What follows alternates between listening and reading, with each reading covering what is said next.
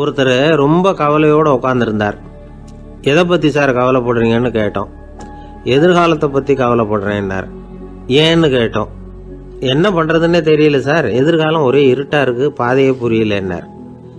இன்னைக்கு நம்ம இளைஞர்கள் பல பேருக்கு எதிர்காலம் இருட்டாக தான் தெரியுது. அவங்கெல்லாம் இந்த கதையை கொஞ்சம் கேட்கணும். ஒரு மலை அடிவாரத்தில் ஒரு சின்ன கிராமம். அந்த மலை ரொம்ப உயரமானது. அடர்த்தியாக செடி கொடிகள் மரங்கள் அதில் மண்டி கிடக்குது. பகல் வேளையில் இருட்டாக தான் இருக்கும், அவ்வளோ அடர்த்தி. அந்த மலை உச்சியில் ஒரு கோவில். முத நாள் ராத்திரியே புறப்பட்டாதான் காலையில் அந்த கோவிலுக்கு போய் சேர முடியும். கிராமத்து இளைஞன் ஒருத்தன் அந்த மலை உச்சிக்கு போக வேண்டியிருந்தது.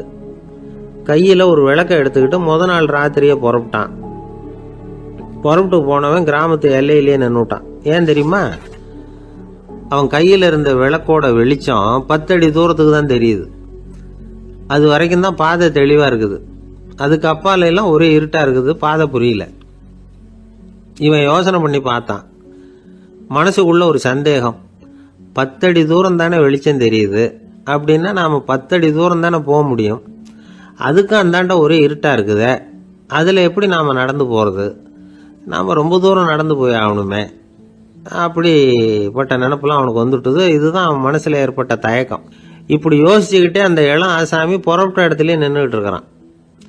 அந்த சமயத்தில் ஒரு வயசான பெரியவர் அந்த பக்கமாக வந்தார். அவர் கையில் இதை விட சின்னதாக ஒரு விளக்கு வச்சிருந்தார். அது எப்படின்னா அது ஒரு 5 அடி தூரத்துக்கு தான் வெளிச்சம் காட்டுது. அவ்வளவு சின்ன விளக்கு. அவரும் மலை உச்சிக்கு போகிறதுக்காக தான் வந்துகிட்டு இருக்கிறார். அவரை பார்த்து இவன் கேட்டான், என்ன பெரியவரே, இவ்வளவு சின்ன விளக்க வச்சுக்கிட்டு அவ்வளவு தூரத்துக்கு எப்படி மலையேற போறீங்க அப்படின்னு கேட்டான். நீ ஏன் இப்படி தயங்கிட்டே நிக்கிறேன்னு கேட்டார் பெரியவர். என்கிட்ட இருக்கிற விளக்கு 10 அடி தூரத்துக்கு தான் பாதையை காட்டுதுன்னா. இப்ப பெரியவர் சொன்னார், தம்பி, உன் கையில் இருக்கிற விளக்கு கொடுக்குற வெளிச்சத்தை வச்சு நீ முதல்ல 10 அடி தூரம் முன்னாடி போ. 10வது அடியில் போய் நின்றுக்கிட்டு பாரு. மறுபடியும் ஒரு 10 அடி தூரத்துக்கு பாதை தெரியும். இப்படி உன் கையில் இருக்கிற விளக்கு தொடர்ந்து வெளிச்சம் காட்டிக்கிட்டே இருக்கும். நீ முன்னேற முன்னேற அந்த வெளிச்சமும் முன்னேறும். அதனால எத்தனை கிலோமீட்டர் தூரம் வேணும்னாலும் நீ இந்த 10 அடி தூரம் வெளிச்சத்தை வச்சுக்கிட்டே நீ போயிடலாம், புறப்படு அப்படின்னார். இப்பதான் அந்த பெரியவர் சொன்னது இளைஞனுக்கு பளிச்சுன்னு புரிஞ்சுதான். உடனே உற்சாகமா புறப்பட்டான், உச்சிக்கு போய் சேர்ந்தான். இந்த கதையிலிருந்து நாம புரிஞ்சுக்க வேண்டியது என்ன தெரியுமா? நீண்ட கால திட்டம் ஒன்று போடும் பொழுது நமக்கு முன்னாடி இருக்கிறத மறந்துட்டு மனசை போட்டு குழப்பிக்க கூடாது. உங்க கையில என்ன இருக்கோ அதுலயே உங்க எதிர்காலம் மறைஞ்சிருக்குது. கண் முன்னாடி தெரியறத வச்சு ஆரம்பிங்க, போக போக வழி தானா புலப்படும் அப்படிங்கிறார் ஒரு பெரியவர். பெரிய பயணங்களை எல்லாம் இப்படிதான் நடத்த வேண்டியிருக்கும். ஒவ்வொரு அடியா எடுத்து வச்சா ஓடி போய் சேர்ந்து விடலாம். மலைச்சு போய் நின்றுட்டா நின்றுகிட்டே இருக்க வேண்டியதுதான். நம்ம ஆள்லாம் ரொம்ப மோசமான இருக்கிறாங்க. ஒருத்தன் அப்படிதான் நீண்ட தூர பிரயாணம் ஒன்று புறப்பட்டான். ரயில் போய்கிட்டே இருந்தது. கொஞ்ச தூரம் போச்சு, பாதி வழியில கையில வச்சிருந்த டிக்கெட்டை காத்துல விட்டுட்டான். ஐயோ, என் டிக்கெட்டு போயிட்டுதே அப்படின்னு கத்த ஆரம்பிச்சுட்டான். பக்கத்துல இருந்த பெரியவர் அவனை பார்த்து பரிதாபப்பட்டு, கவலைப்படாத தம்பி, போனா போகுது, வேற டிக்கெட் வாங்கிக்கலாம் அப்படின்னு ஆறுதல் சொன்னார். அதுக்கு அவன் சொல்றான், சார், நான் அதுக்காக அழல, அந்த டிக்கெட்டு கிடைச்சாதானே நான் எந்த ஊருக்கு போகணுங்கிறது எனக்கு தெரியும் அப்படிங்கிறான்.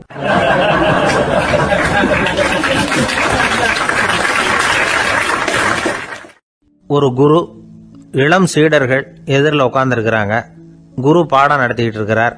சீடர்களுக்கு ஒரு ஆசை, அதாவது ஒரு முக்கியமான மந்திரத்தை நம்ம குருநாதர்கிட்ட இருந்து கத்துக்கணும் அப்படிங்கிறது அவங்க ஆசை. அது என்ன மந்திரம்னா, இறந்தவரை உயிர்ப்பிக்கக்கூடிய புனித மந்திரம். அதாவது செத்தவங்களுக்கு மீண்டும் உயிர் உண்டாக்குகிற மந்திரம். குருவே, தயவு பண்ணி அந்த மந்திரத்தை எங்களுக்கு உபதேசிக்கணும் அப்படின்னு கேட்டாங்க.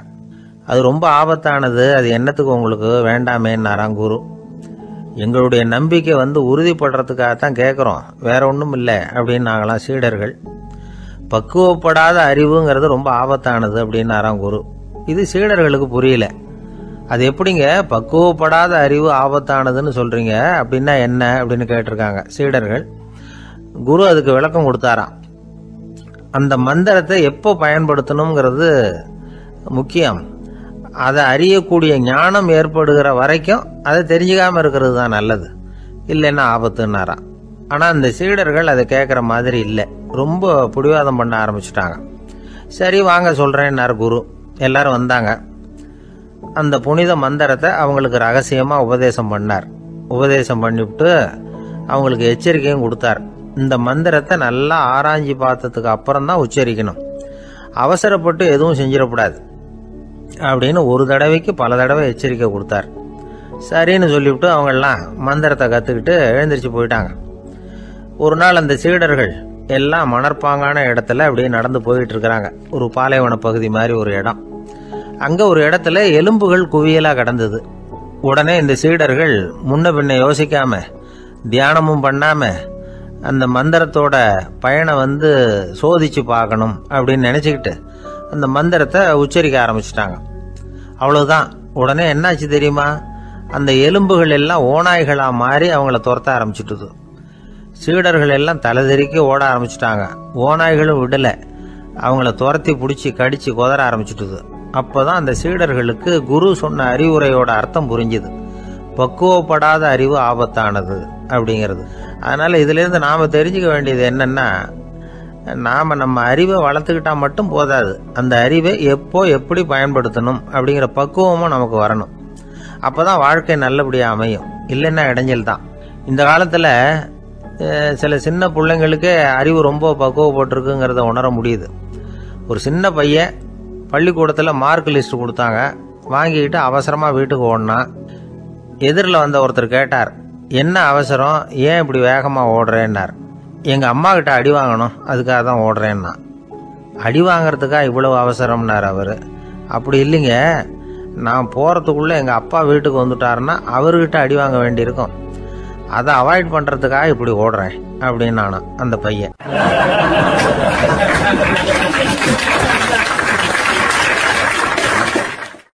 ஒரு தெருவில் சில சிறுவர்கள் விளையாடிக்கிட்டு இருந்தாங்க. ஏதோ ஒரு உயரமான கல்லை நடுத்தெருவில் வச்சு அதை சுற்றி சுற்றி ஓடி வந்துக்கிட்டு இருக்கிறாங்க. அது என்ன விளையாட்டோ அவங்களுக்கு தான் தெரியும். கொஞ்ச நேரம் அப்படி விளையாடிக்கிட்டு இருந்தவங்க விளையாடி முடிச்சதும் அந்த கல்லை நடுத்தெருவில் அப்படியே விட்டுட்டு அவங்கவுங்க வீட்டுக்கு ஓடி போயிட்டாங்க. அதுக்கப்புறம் அந்த வழியாக 2 பெண்கள் பேசிக்கிட்டே வந்தாங்க. பேச்சு சுவாரஸ்யத்தில் நடுத்தெருவில் இருந்த அந்த கல்லை கவனிக்கல. காலில் இடிச்சுட்டுது, லேசாக ரத்தம் வந்துட்டுது, வலி தாங்கலை. காலில் இடிச்சுக்கிட்ட பொண்ணு திட்ட ஆரம்பிச்சுட்டுது. வர வர ஊர் உலகம் ரொம்ப கெட்டு போச்சு, யாருக்கும் பொறுப்பே கிடையாது பாரு, இப்படி நடுத்தெருவில் பொறுப்பு இல்லாமல் இப்படி கல்லை போட்டு வச்சிருக்கிறாங்களே, இது நியாயமா அப்படின்னு சொல்லி இந்த சமூகத்தை கடுமையாக விமர்சனம் பண்ணிக்கிட்டு அவங்க போயிட்டாங்க. கொஞ்ச நேரம் கழித்து ஒரு வாலிபன் அந்த வழியாக வந்தான். அந்த கல்லை பார்த்தான், நின்னான். ஒரு நிமிஷம் யோசனை பண்ணான், என்ன பண்ணலாம்னு பார்த்தான். தன்னுடைய வீரத்தையும் பலத்தையும் காட்டணும்னு நினச்சான். பின்னாடி போனான். அப்புறம் வேகமாக ஓடி ஒரு சின்ன ஹை ஜம்ப் அப்படியே துள்ளி குதிச்சான். துள்ளி குதித்து தாண்டி அந்த பக்கமாக போய் விழுந்தான். அப்படியே விசில் அடிச்சுக்கிட்டு அவன் பாட்டுக்கு நடந்து போகிறான். அடுத்தபடியாக ஒரு காதல் ஜோடி அந்த வழியாக வந்தது. நடுத்தெருவில் கல் கண்ணில் பட்டது. அவங்க 2 பேரும் ரொம்ப நெருக்கமாக சேர்ந்து வந்துக்கிட்டு இருக்கிறாங்க. நடுவில் கல் இருக்கிறதுனால கொஞ்ச நேரம் 2 பேரும் விலகி மறுபடியும் இந்த பக்கம் சேர்ந்து போகணும். கொஞ்ச நேரம் நாம் பிரிய வேண்டி இருக்குதே அப்படின்னு வருத்தத்தோட முணுமுணுத்துக்கிட்டே இந்த பக்கம் வந்தாங்க. அதுக்கப்புறம் வழக்கம் போல சேர்ந்து அவங்க பாட்டுக்கு எதிர்காலத்தை பற்றி கற்பனை பண்ணிக்கிட்டே போயிட்டாங்க. கடைசியாக அந்த வழியாக பார்வை இல்லாத ஒருத்தர் வந்துக்கிட்டு இருக்கார். அவர் கையில் வழக்கமாக வச்சிருக்கிற அந்த ஊன்றுகோல், கையில் இருக்கிற அந்த ஊன்றுகோலால் தனக்கு முன்னாடி அப்படியே தட்டிக்கிட்டு பார்த்துக்கிட்டே அவர் மெதுவாக நடந்து வந்துக்கிட்டு இருக்கிறார். வழியில் இருக்கிற அந்த கல் தட்டுப்பட்டுது. உடனே நடுத்தெருவில் ஒரு கல் இருக்குங்கிறத அவர் புரிஞ்சுக்கிட்டார். உடனே குனிஞ்சார். அந்த கல்லை தடவி பார்த்து எடுத்தார். தெரு ஓரமாக கொண்டுட்டு போய் போட்டார். அதுக்கப்புறம் அவர் பாட்டுக்கு அவர் வழியில் நடந்து போனார். இப்போ இதில் பல பேர் வந்தாங்க போனாங்க. இவங்களில் பார்வை உள்ளவங்க யார், பார்வை இல்லாதவங்க யார்? இப்படி ஒரு கேள்வி கேட்டால் என்ன பதில் சொல்ல முடியும்? கொஞ்சம் யோசிச்சு பார்த்தா இன்னைக்கு பல பேர் இப்படி தான் இருந்துகிட்டு இருக்கிறோம். ஒரு ஆள் பார்க்கறதுக்கு பெரிய மனுஷன் மாதிரி இருக்கார். ஒரு தெரு வழியாக நடந்து வந்துகிட்டு இருந்தார். இருட்டு நேரம். வழியில் ஒரு பெரிய கல் கிடந்தது, கருங்கல். பார்த்தார். கொஞ்ச நேரம் யோசிச்சார். போய் தூக்கி பார்த்தா ரொம்ப கனமாக இருந்தது. இன்னொரு ஆள் சேர்ந்தாதான் தூக்க முடியும். இவர் உடனே ரோட்டோரமாக போய் ஒரு மரத்தடியில் உட்காந்துக்கிட்டார். 2 பக்கமும் பார்த்துக்கிட்டே இருக்கார், யாராவது வர்றாங்களான்னு. கொஞ்ச நேரத்தில் ஒருத்தர் வந்தார். இவருக்கு தெரிஞ்சவர்.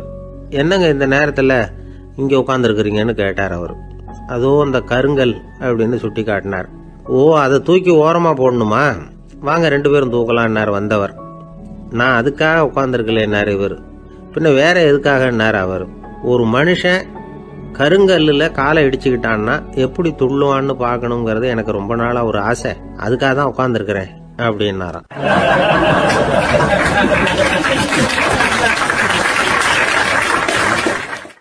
இந்த உலகத்துல எல்லாருக்கும் மகிழ்ச்சி தரக்கூடிய ஒரு பொருள் எது?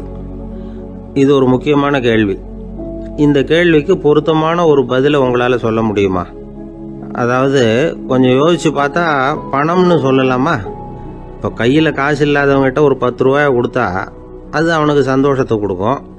ஏற்கனவே வருமான வரி பிரச்சனையில் சிக்கி இருக்கிறவர்கிட்ட இன்னும் கொஞ்சம் பணம் இருந்தாங்கன்னு சொல்லி கொடுத்தோம்னா அது அவருக்கு சங்கடத்தை தான் கொடுக்கும். அதனால அந்த கேள்விக்கு பணம்ங்கிறது பொருத்தமான பதிலாக இருக்க முடியாது.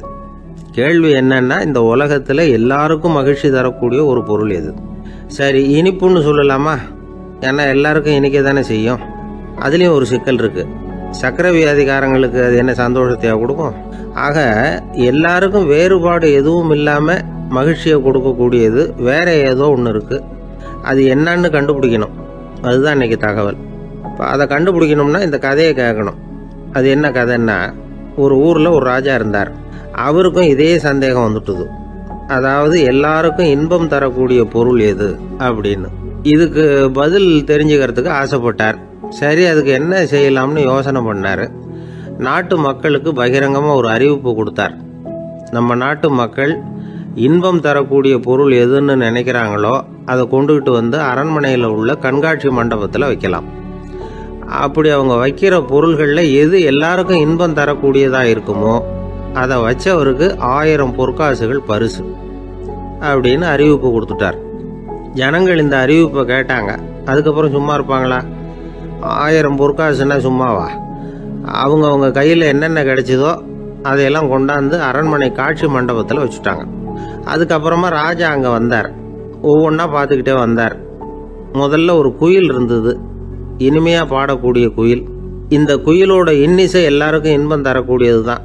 இருந்தாலும் காது கேட்காதவங்களுக்கு இந்த இசை எப்படி இன்பம் தர முடியும்? அதனால இது சரியில்லைன்னு விட்டார். அடுத்தபடியாக போனார். அங்கே என்ன வச்சிருக்கிறாங்கன்னு பார்த்தா ஒரு அழகான மயில் அங்கே தோகை விரித்து ஆடிக்கிட்டு இருக்குது. இந்த மயிலோட ஆட்டம் மனசுக்கு இன்பம் தரக்கூடியது தான். இருந்தாலும் பார்வை இல்லாதவங்க இந்த ஆட்டத்தை பார்த்து ரசிக்க முடியுமா? முடியாது. அதனால இதுவும் சரியில்லை அப்படின்னு சொல்லிவிட்டார். அதுக்கு அடுத்தபடியாக போனார். பல வகையான இனிப்பு பண்டங்களை வச்சுருந்தாங்க. பார்த்தார், வயசானவங்களுக்கும் நோயாளிகளுக்கும் இது இன்பம் தராது, துன்பம் தான் கொடுக்கும் அப்படின்னார். இப்படி ஒவ்வொன்றா பார்த்துக்கிட்டே போகிறார். அழகான மலர்கள், கனிகள், ஓவியங்கள் எதுவுமே பொருத்தமாக தெரியல. சகல பேருக்கும் இன்பம் தரக்கூடிய வகையில் எதுவும் இல்லை. கடைசியாக வந்தார். அங்கே ஒரு களிமண் பொம்மை இருந்தது. அது என்ன பொம்மை தெரியுமா?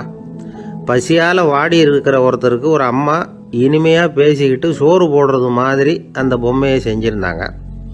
அதுக்கு கீழே அன்பு அப்படின்னு எழுதியிருந்துதான். ராஜா பளிச்சுன்னு ஒரு முடிவுக்கு வந்தார். அந்த பொம்மையை செஞ்ச சிற்பியை வரவழைச்சார், பரிசு கொடுத்தார். அன்பு ஒன்று தான் எல்லாருக்கும் இன்பம் அளிக்கக்கூடிய பொருள்.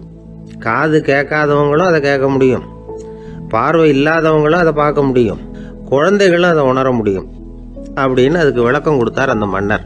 இந்த உலகத்தில் எல்லாருக்கும் மகிழ்ச்சி தரக்கூடிய ஒரு பொருள் அன்பு தான். அதை புரிஞ்சுக்கிட்டு தான் சில கணவன்மார்கள் மனைவி பேரில் ரொம்ப அன்பை காட்டிக்கிறது வழக்கம்.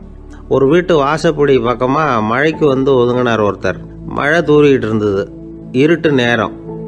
அந்த வீட்டில் இருந்தவர், இன்னைக்கு ராத்திரி வேணும்னா இங்கேயே தங்கிட்டு காலையில் போங்க அப்படின்னார்.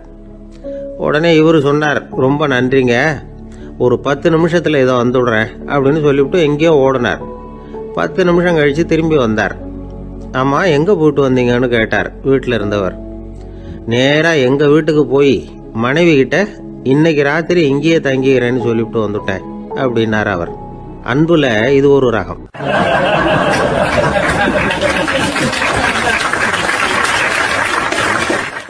ஒரு நாள் ஒரு தகப்பனார் தன்னுடைய பிள்ளைய அழைச்சிட்டு வந்தார். சார், இவன் சரியா படிக்க மாட்டேங்கிறான், பெரியவங்களை மதிக்க மாட்டேங்கிறான், நீங்க கொஞ்ச நாள் இவனுக்கு குருவா இருந்து நல்ல விஷயங்களை சொல்லி கொடுத்தா தேவையில்லைன்னார். பெரியவங்களையே மதிக்காதவன் எப்படி என்ன மதிக்க போறான் அப்படிங்கிறது நமக்கு யோசனை வரும் இல்லையா? வேணாங்க, என்னை விட்டுருங்க அப்படின்னோம். அவர் விட மாட்டேன்னு விட்டார். இல்லைன்னா அவரே சிஷ்யன் ஆயிடுவார் போல இருந்தது. சரி, வேற வழி இல்லாமல் அந்த பையனையே என்னுடைய சைடை நான் ஏற்றுக்கிட்டு உபதேசமெல்லாம் பண்ண ஆரம்பித்தோம். அதாவது குரு பக்தின்னா அது எப்படி இருக்கணுங்கிறத பற்றி சொல்லி கொடுத்தோம் அவனுக்கு. சதமகர் அப்படின்னு ஒரு குரு இருந்தார். அவருக்கு ஒரு சீடர். அவன் பேர் துளசி சைதன்யன். நைஷ்டிக பிரம்மச்சாரி. தன்னுடைய குருவுக்கு எந்த நேரத்தில் எது தேவைங்கிறத புரிஞ்சுக்கிட்டு சேவை செய்கிறவன். ஆனால் இவனை பற்றி மற்ற சீடர்களுக்கு பொறாமை வந்துட்டுது. இவன் மட்டும் இப்படி இருக்கானேன்னு உடனே குரு கிட்ட போய் கோல் மூட்டினாங்க. அவன் சரியில்லை, அவன் நடந்துக்கிறது சரியில்லை, அப்படி இப்படின்னு எதையாவது சொல்லி. இருந்தாலும் இதையெல்லாம் அந்த குரு நம்பலை. அவருக்கு தெரியும் யார் யார் எப்படின்னு. துளசி சைதன்யன் பெருமையை மற்ற சீடர்களுக்கு உணர்த்தணும் அப்படின்னு நினைச்சார். அதுக்கு ஒரு வழி பண்ணார். ஒரு நாள் சீடர்களை எல்லாம் கூப்பிட்டுக்கிட்டு ஒரு காட்டு வழியாக போய்கிட்டு இருந்தார். அங்கே ஒரு பெரிய மலை அருவி கொட்டிக்கிட்டு இருந்தது. குரு சீடர்கள் பக்கம் திரும்பினார். இந்த மலையின் மேலே இருந்து அந்த படுபாதாளத்தில் குதிக்கிறதுக்கு உங்களில் யார் தயார் அப்படின்னு கேட்டார். ஒரு சீடனும் வாயை திறக்கல, ஒதுங்கி நின்றுக்கிட்டாங்க. பின்னாடி மூட்டை முடிச்சோட வந்துகிட்டு இருந்தான் துளசி சைதன்யன். அவனை பார்த்தார். தபாரப்பா, நீ மேலே இருந்து அந்த அருவியில் குதி அப்படின்னார். அப்படியே செய்கிறேன் சுவாமின்னா ஓடி போய் பொத்துன்னு குதிச்சுட்டான். அடுத்த கணமே குருநாதர் தன்னுடைய யோக சக்தியால் பறந்து போய் அவன் கீழே விழுந்துடாம தாங்கி பிடிச்சி கொண்டுகிட்டு வந்துட்டார். மற்ற சீடர்களுக்கெல்லாம் ஒரு மாதிரி ஆயிட்டுது. அடுத்தபடியாக என்ன பண்ணலாம்னு யோசிச்சாங்க இவனை மாட்டி விடுறதுக்கு. ஒரு நாள் வெத்தலை அடிக்கிற ஒரு சின்ன உரலையும் உலக்கையையும் எடுத்து ஒளிய வச்சுட்டாங்க. சதமகர் சன்னியாசி இல்லை, அவர் வெத்தலை போடுவார். பல்லு சரியில்லை, அதனால இடிச்சு தான் வெத்தலையை போடணும். திடீர்னு வெத்தலை பாக்கு கேட்டார். வழக்கமாக உரலில் இடித்து தர்றது தான் துளசியின் பழக்கம். உரலை தேடினா கிடைக்கல, என்ன பண்ணுறது? குரு கேட்டுவிட்டாரே, குரு சேவை தானே முக்கியம். என்ன பண்ணா, வெத்தலை பாக்க தன்னுடைய வாயில் போட்டு முன்னும் அதை எடுத்து அவர்கிட்ட கொடுத்துட்டான். குரு எதையோ படிச்சுக்கிட்டே அதை வாங்கி வாயில் போட்டுக்கிட்டார். துளசி இன்னைக்கு தாம்பூலம் நல்லா இடிக்கப்பட்டிருக்கு, ருசியாக வேற இருக்கு, அதை இடித்த பாத்திரத்தை என் கண்ணால் பார்க்கணும்னு ஆசையாக இருக்குன்னு விட்டார். அதை மட்டும் அனுப்பி போய் நீ வர வேண்டான்னு வேற சொல்லிவிட்டார். இதை கேட்டதும் துளசி தவிச்சு போயிட்டான். இவன் போகாமல் எப்படி வாயை மட்டும் அனுப்பி வைக்க முடியும்? இவன் தவிக்கிறத பார்த்ததும் மற்ற சீடர்களுக்கெல்லாம் மனசுக்குள்ள ரொம்ப சந்தோஷம். துளசி கொஞ்சமும் யோசிக்கல, வாழை எடுத்தான், தன்னுடைய தலையவே அப்படியே அறுத்து வெட்டி எடுத்தான். இன்னொரு சீடங்கிட்ட கொடுத்துட்டான், எடுத்துட்டு போன்னு சொல்லி. கொண்டுட்டு போய் குரு முன்னாடி வைக்கிறாங்க. அந்த தலையில வாய் திறந்திருக்கு, வெத்தலை போட்டு முன்னு இருந்தது, தெரிஞ்சு போச்சு, சிவப்பா இருந்தது. அவனுடைய குரு பக்தியை இப்ப எல்லாரும் ஒத்துக்கிட்டாங்க. அதுக்கப்புறம் குரு சதமகர் தன்னுடைய அற்புத திறமையினால அந்த தலையை மறுபடியும் ஒட்ட வச்சுட்டார். துளசிக்கு உயிர் வந்துட்டுது. இப்படி ஒரு பெரிய கதை உண்டு. அதாவது துளசி சைதன்யன் அவனுடைய குரு பக்தி எப்படி அப்படின்னு கேட்டோம். ரொம்ப அபாரம் அப்படின்னு அந்த பையன் அடக்கமா, சும்மா விளையாட்டுக்காக தான் அப்படி அவங்ககிட்ட கேட்டோம். ஏன்பா உன்னுடைய குரு பக்தியை என்கிட்ட காட்டுறதுக்கு உன்னோட கழுத்தை நீயே அறுக்கணும்னு நான் சொன்னா அதை நீ செய்வியா அப்படின்னு கேட்டோம். என்னுடைய கழுத்தை நானே அறுக்க வேண்டிய அவசியம் இல்லை சார் அப்படின்னா அவன். ஏண்டான்னு, அதே காரியத்தை தான் இனிமே நீங்க தினமும் செய்ய போறீங்களே சார் அப்படிங்கிறான்.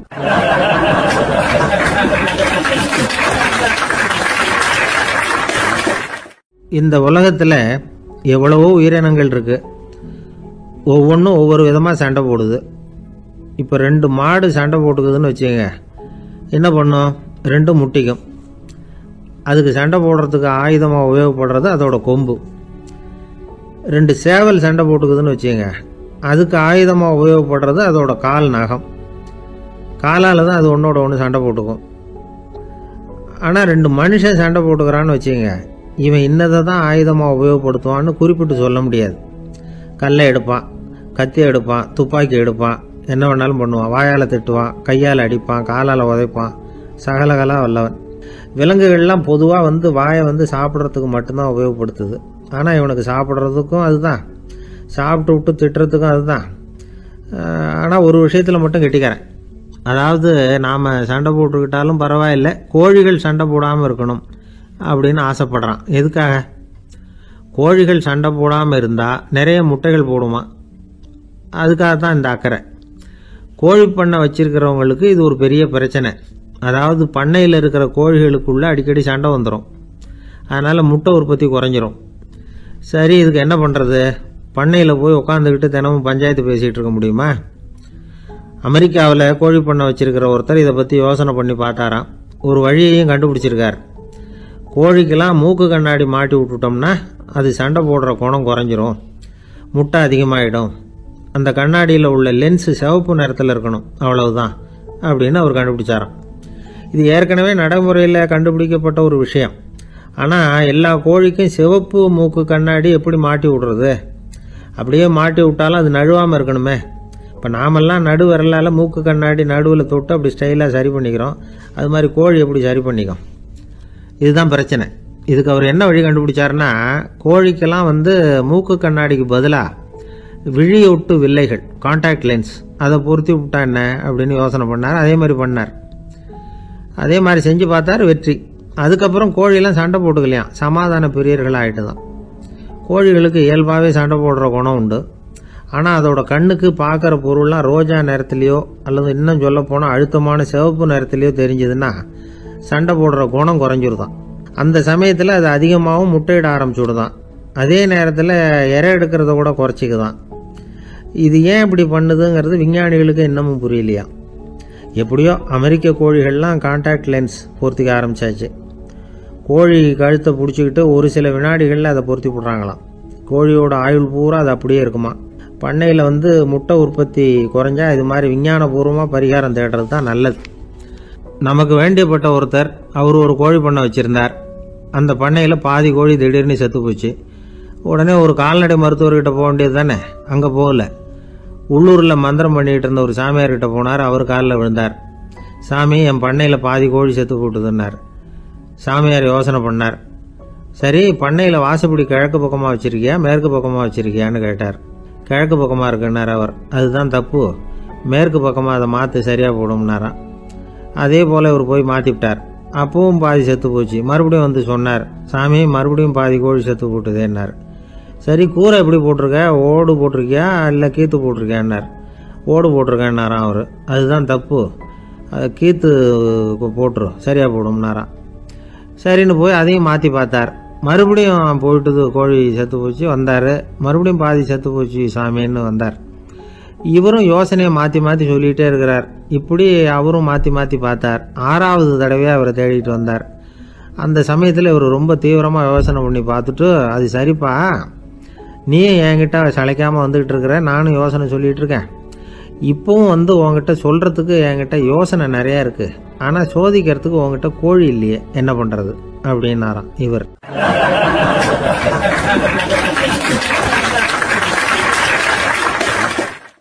ஆசைப்படுறதுல தப்பு இல்லை. ஆனால் அந்த ஆசை தேவைக்கு தகுந்த மாதிரி இருக்கணும். தேவைக்கு மீறிய ஆசைகள் இருக்கு பாருங்க, அது தேவையில்லை. இந்த கருத்தை வலியுறுத்தது மாதிரி ஒரு கதை உண்டு. தேவேந்திரனுக்கு திடீர்னு வீடு கட்டணும்னு ஒரு ஆசை வந்துதான். வீடுன்னா நாம கட்டுற மாதிரி இல்லை. தேவேந்திரன் வீடுன்னா சும்மாவா, ஒரு பிரம்மாண்டமான அரண்மனை கட்டணும். அது மாதிரி இந்த 3 லோகத்திலையும் ஒரு அரண்மனை கிடையாது அப்படின்னு எல்லாரும் சொல்லணும். இது அவனோட ஆசை. உடனே தேவ தச்சரான விஸ்வகர்மாவை கூப்பிட்டான், உத்தரவு போட்டான். விஸ்வகர்மா தன்னுடைய உதவியாளர்களை எல்லாம் கூப்பிட்டு ஒன்னா சேர்த்துக்கிட்டார். படாத பாடுபட்டு ஒரு பெரிய அரண்மனையை கட்டி முடிச்சார். கட்டி முடிக்க 1000 வருஷம் ஆச்சு. தேவேந்திரன் பார்க்கறான். அவனுக்கு திருப்தி ஏற்படலை. என்னுடைய அந்தஸ்துக்கு இது ரொம்ப சாதாரணமான கட்டிடம், இதை விட இன்னும் பெருசா கட்டு அப்படின்னா. தேவ தச்சர் திணறி போயிட்டார். அவரால் அதுக்கு மேல எதுவும் செய்ய முடியல. என்ன பண்றதுன்னு யோசனை பண்ணார். நேரா நாரதர் காலில் போய் விழுந்தார். நீங்க தான் என்ன இந்த பிரச்சனையிலேருந்து காப்பாற்றணும்னார்.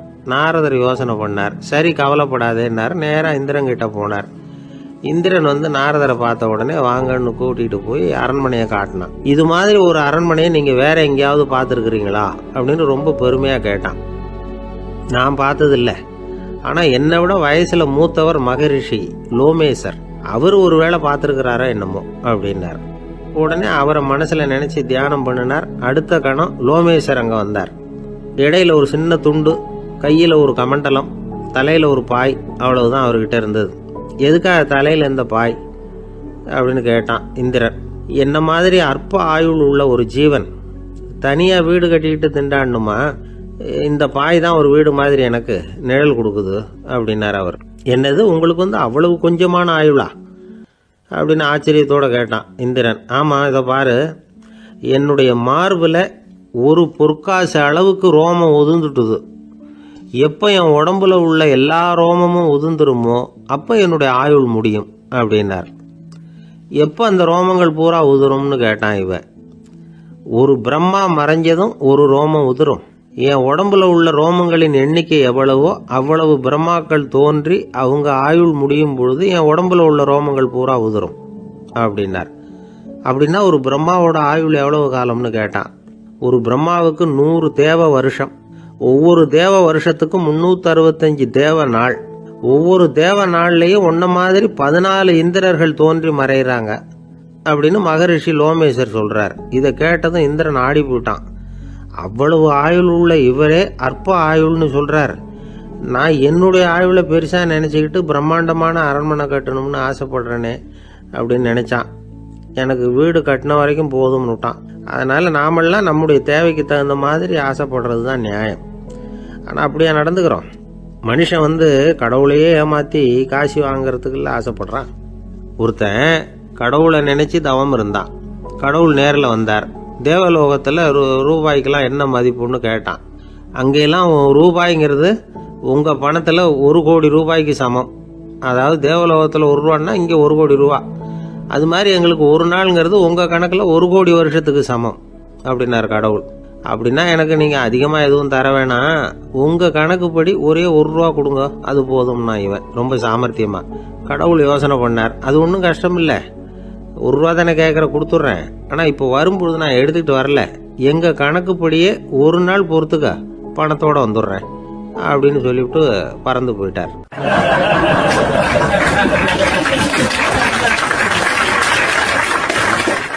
பறந்து போய்கிட்டு இருந்தார். அவர் தோளில் ஒரு பெரிய துணி மூட்டை, அதை சுமந்துக்கிட்டு கடத்தெருவை நோக்கி அவர் போய்கிட்டு இருக்கிறார்.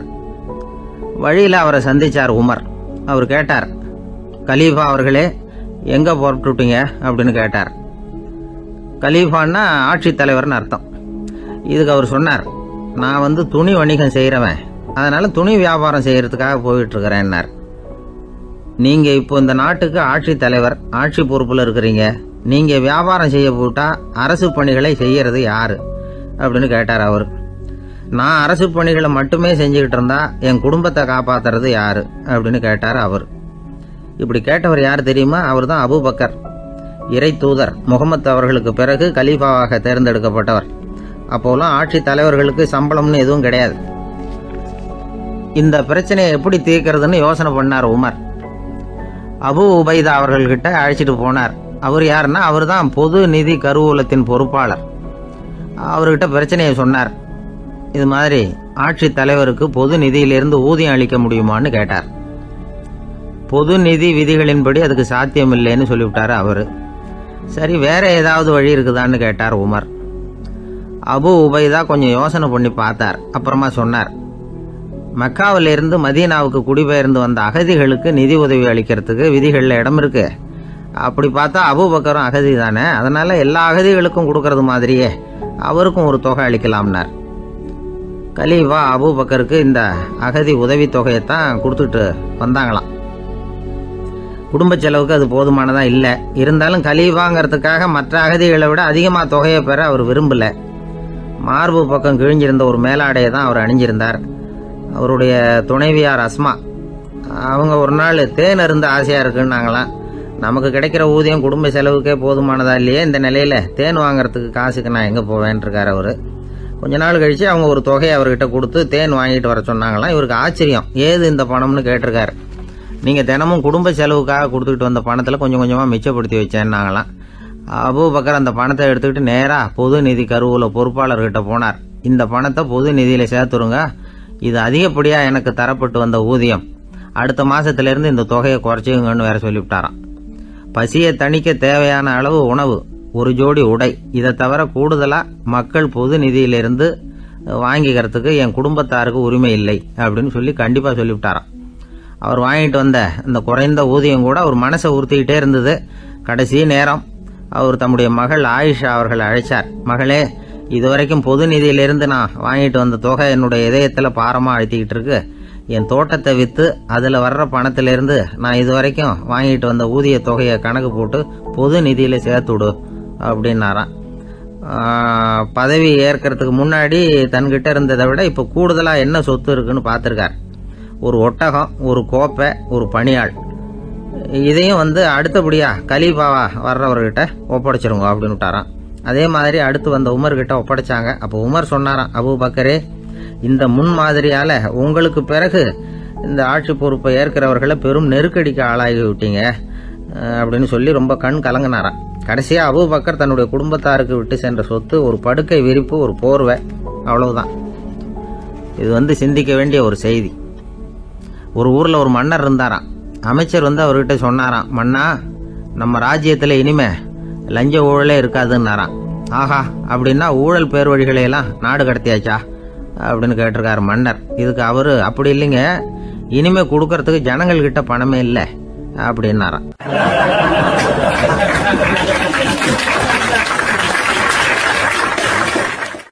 இயேசுநாதர்கிட்ட ஒருத்தர் கேட்டாராம், இயேசுவே, என்னை எவ்வளவு நேசிக்கிறீர்கள் அப்படின்னு.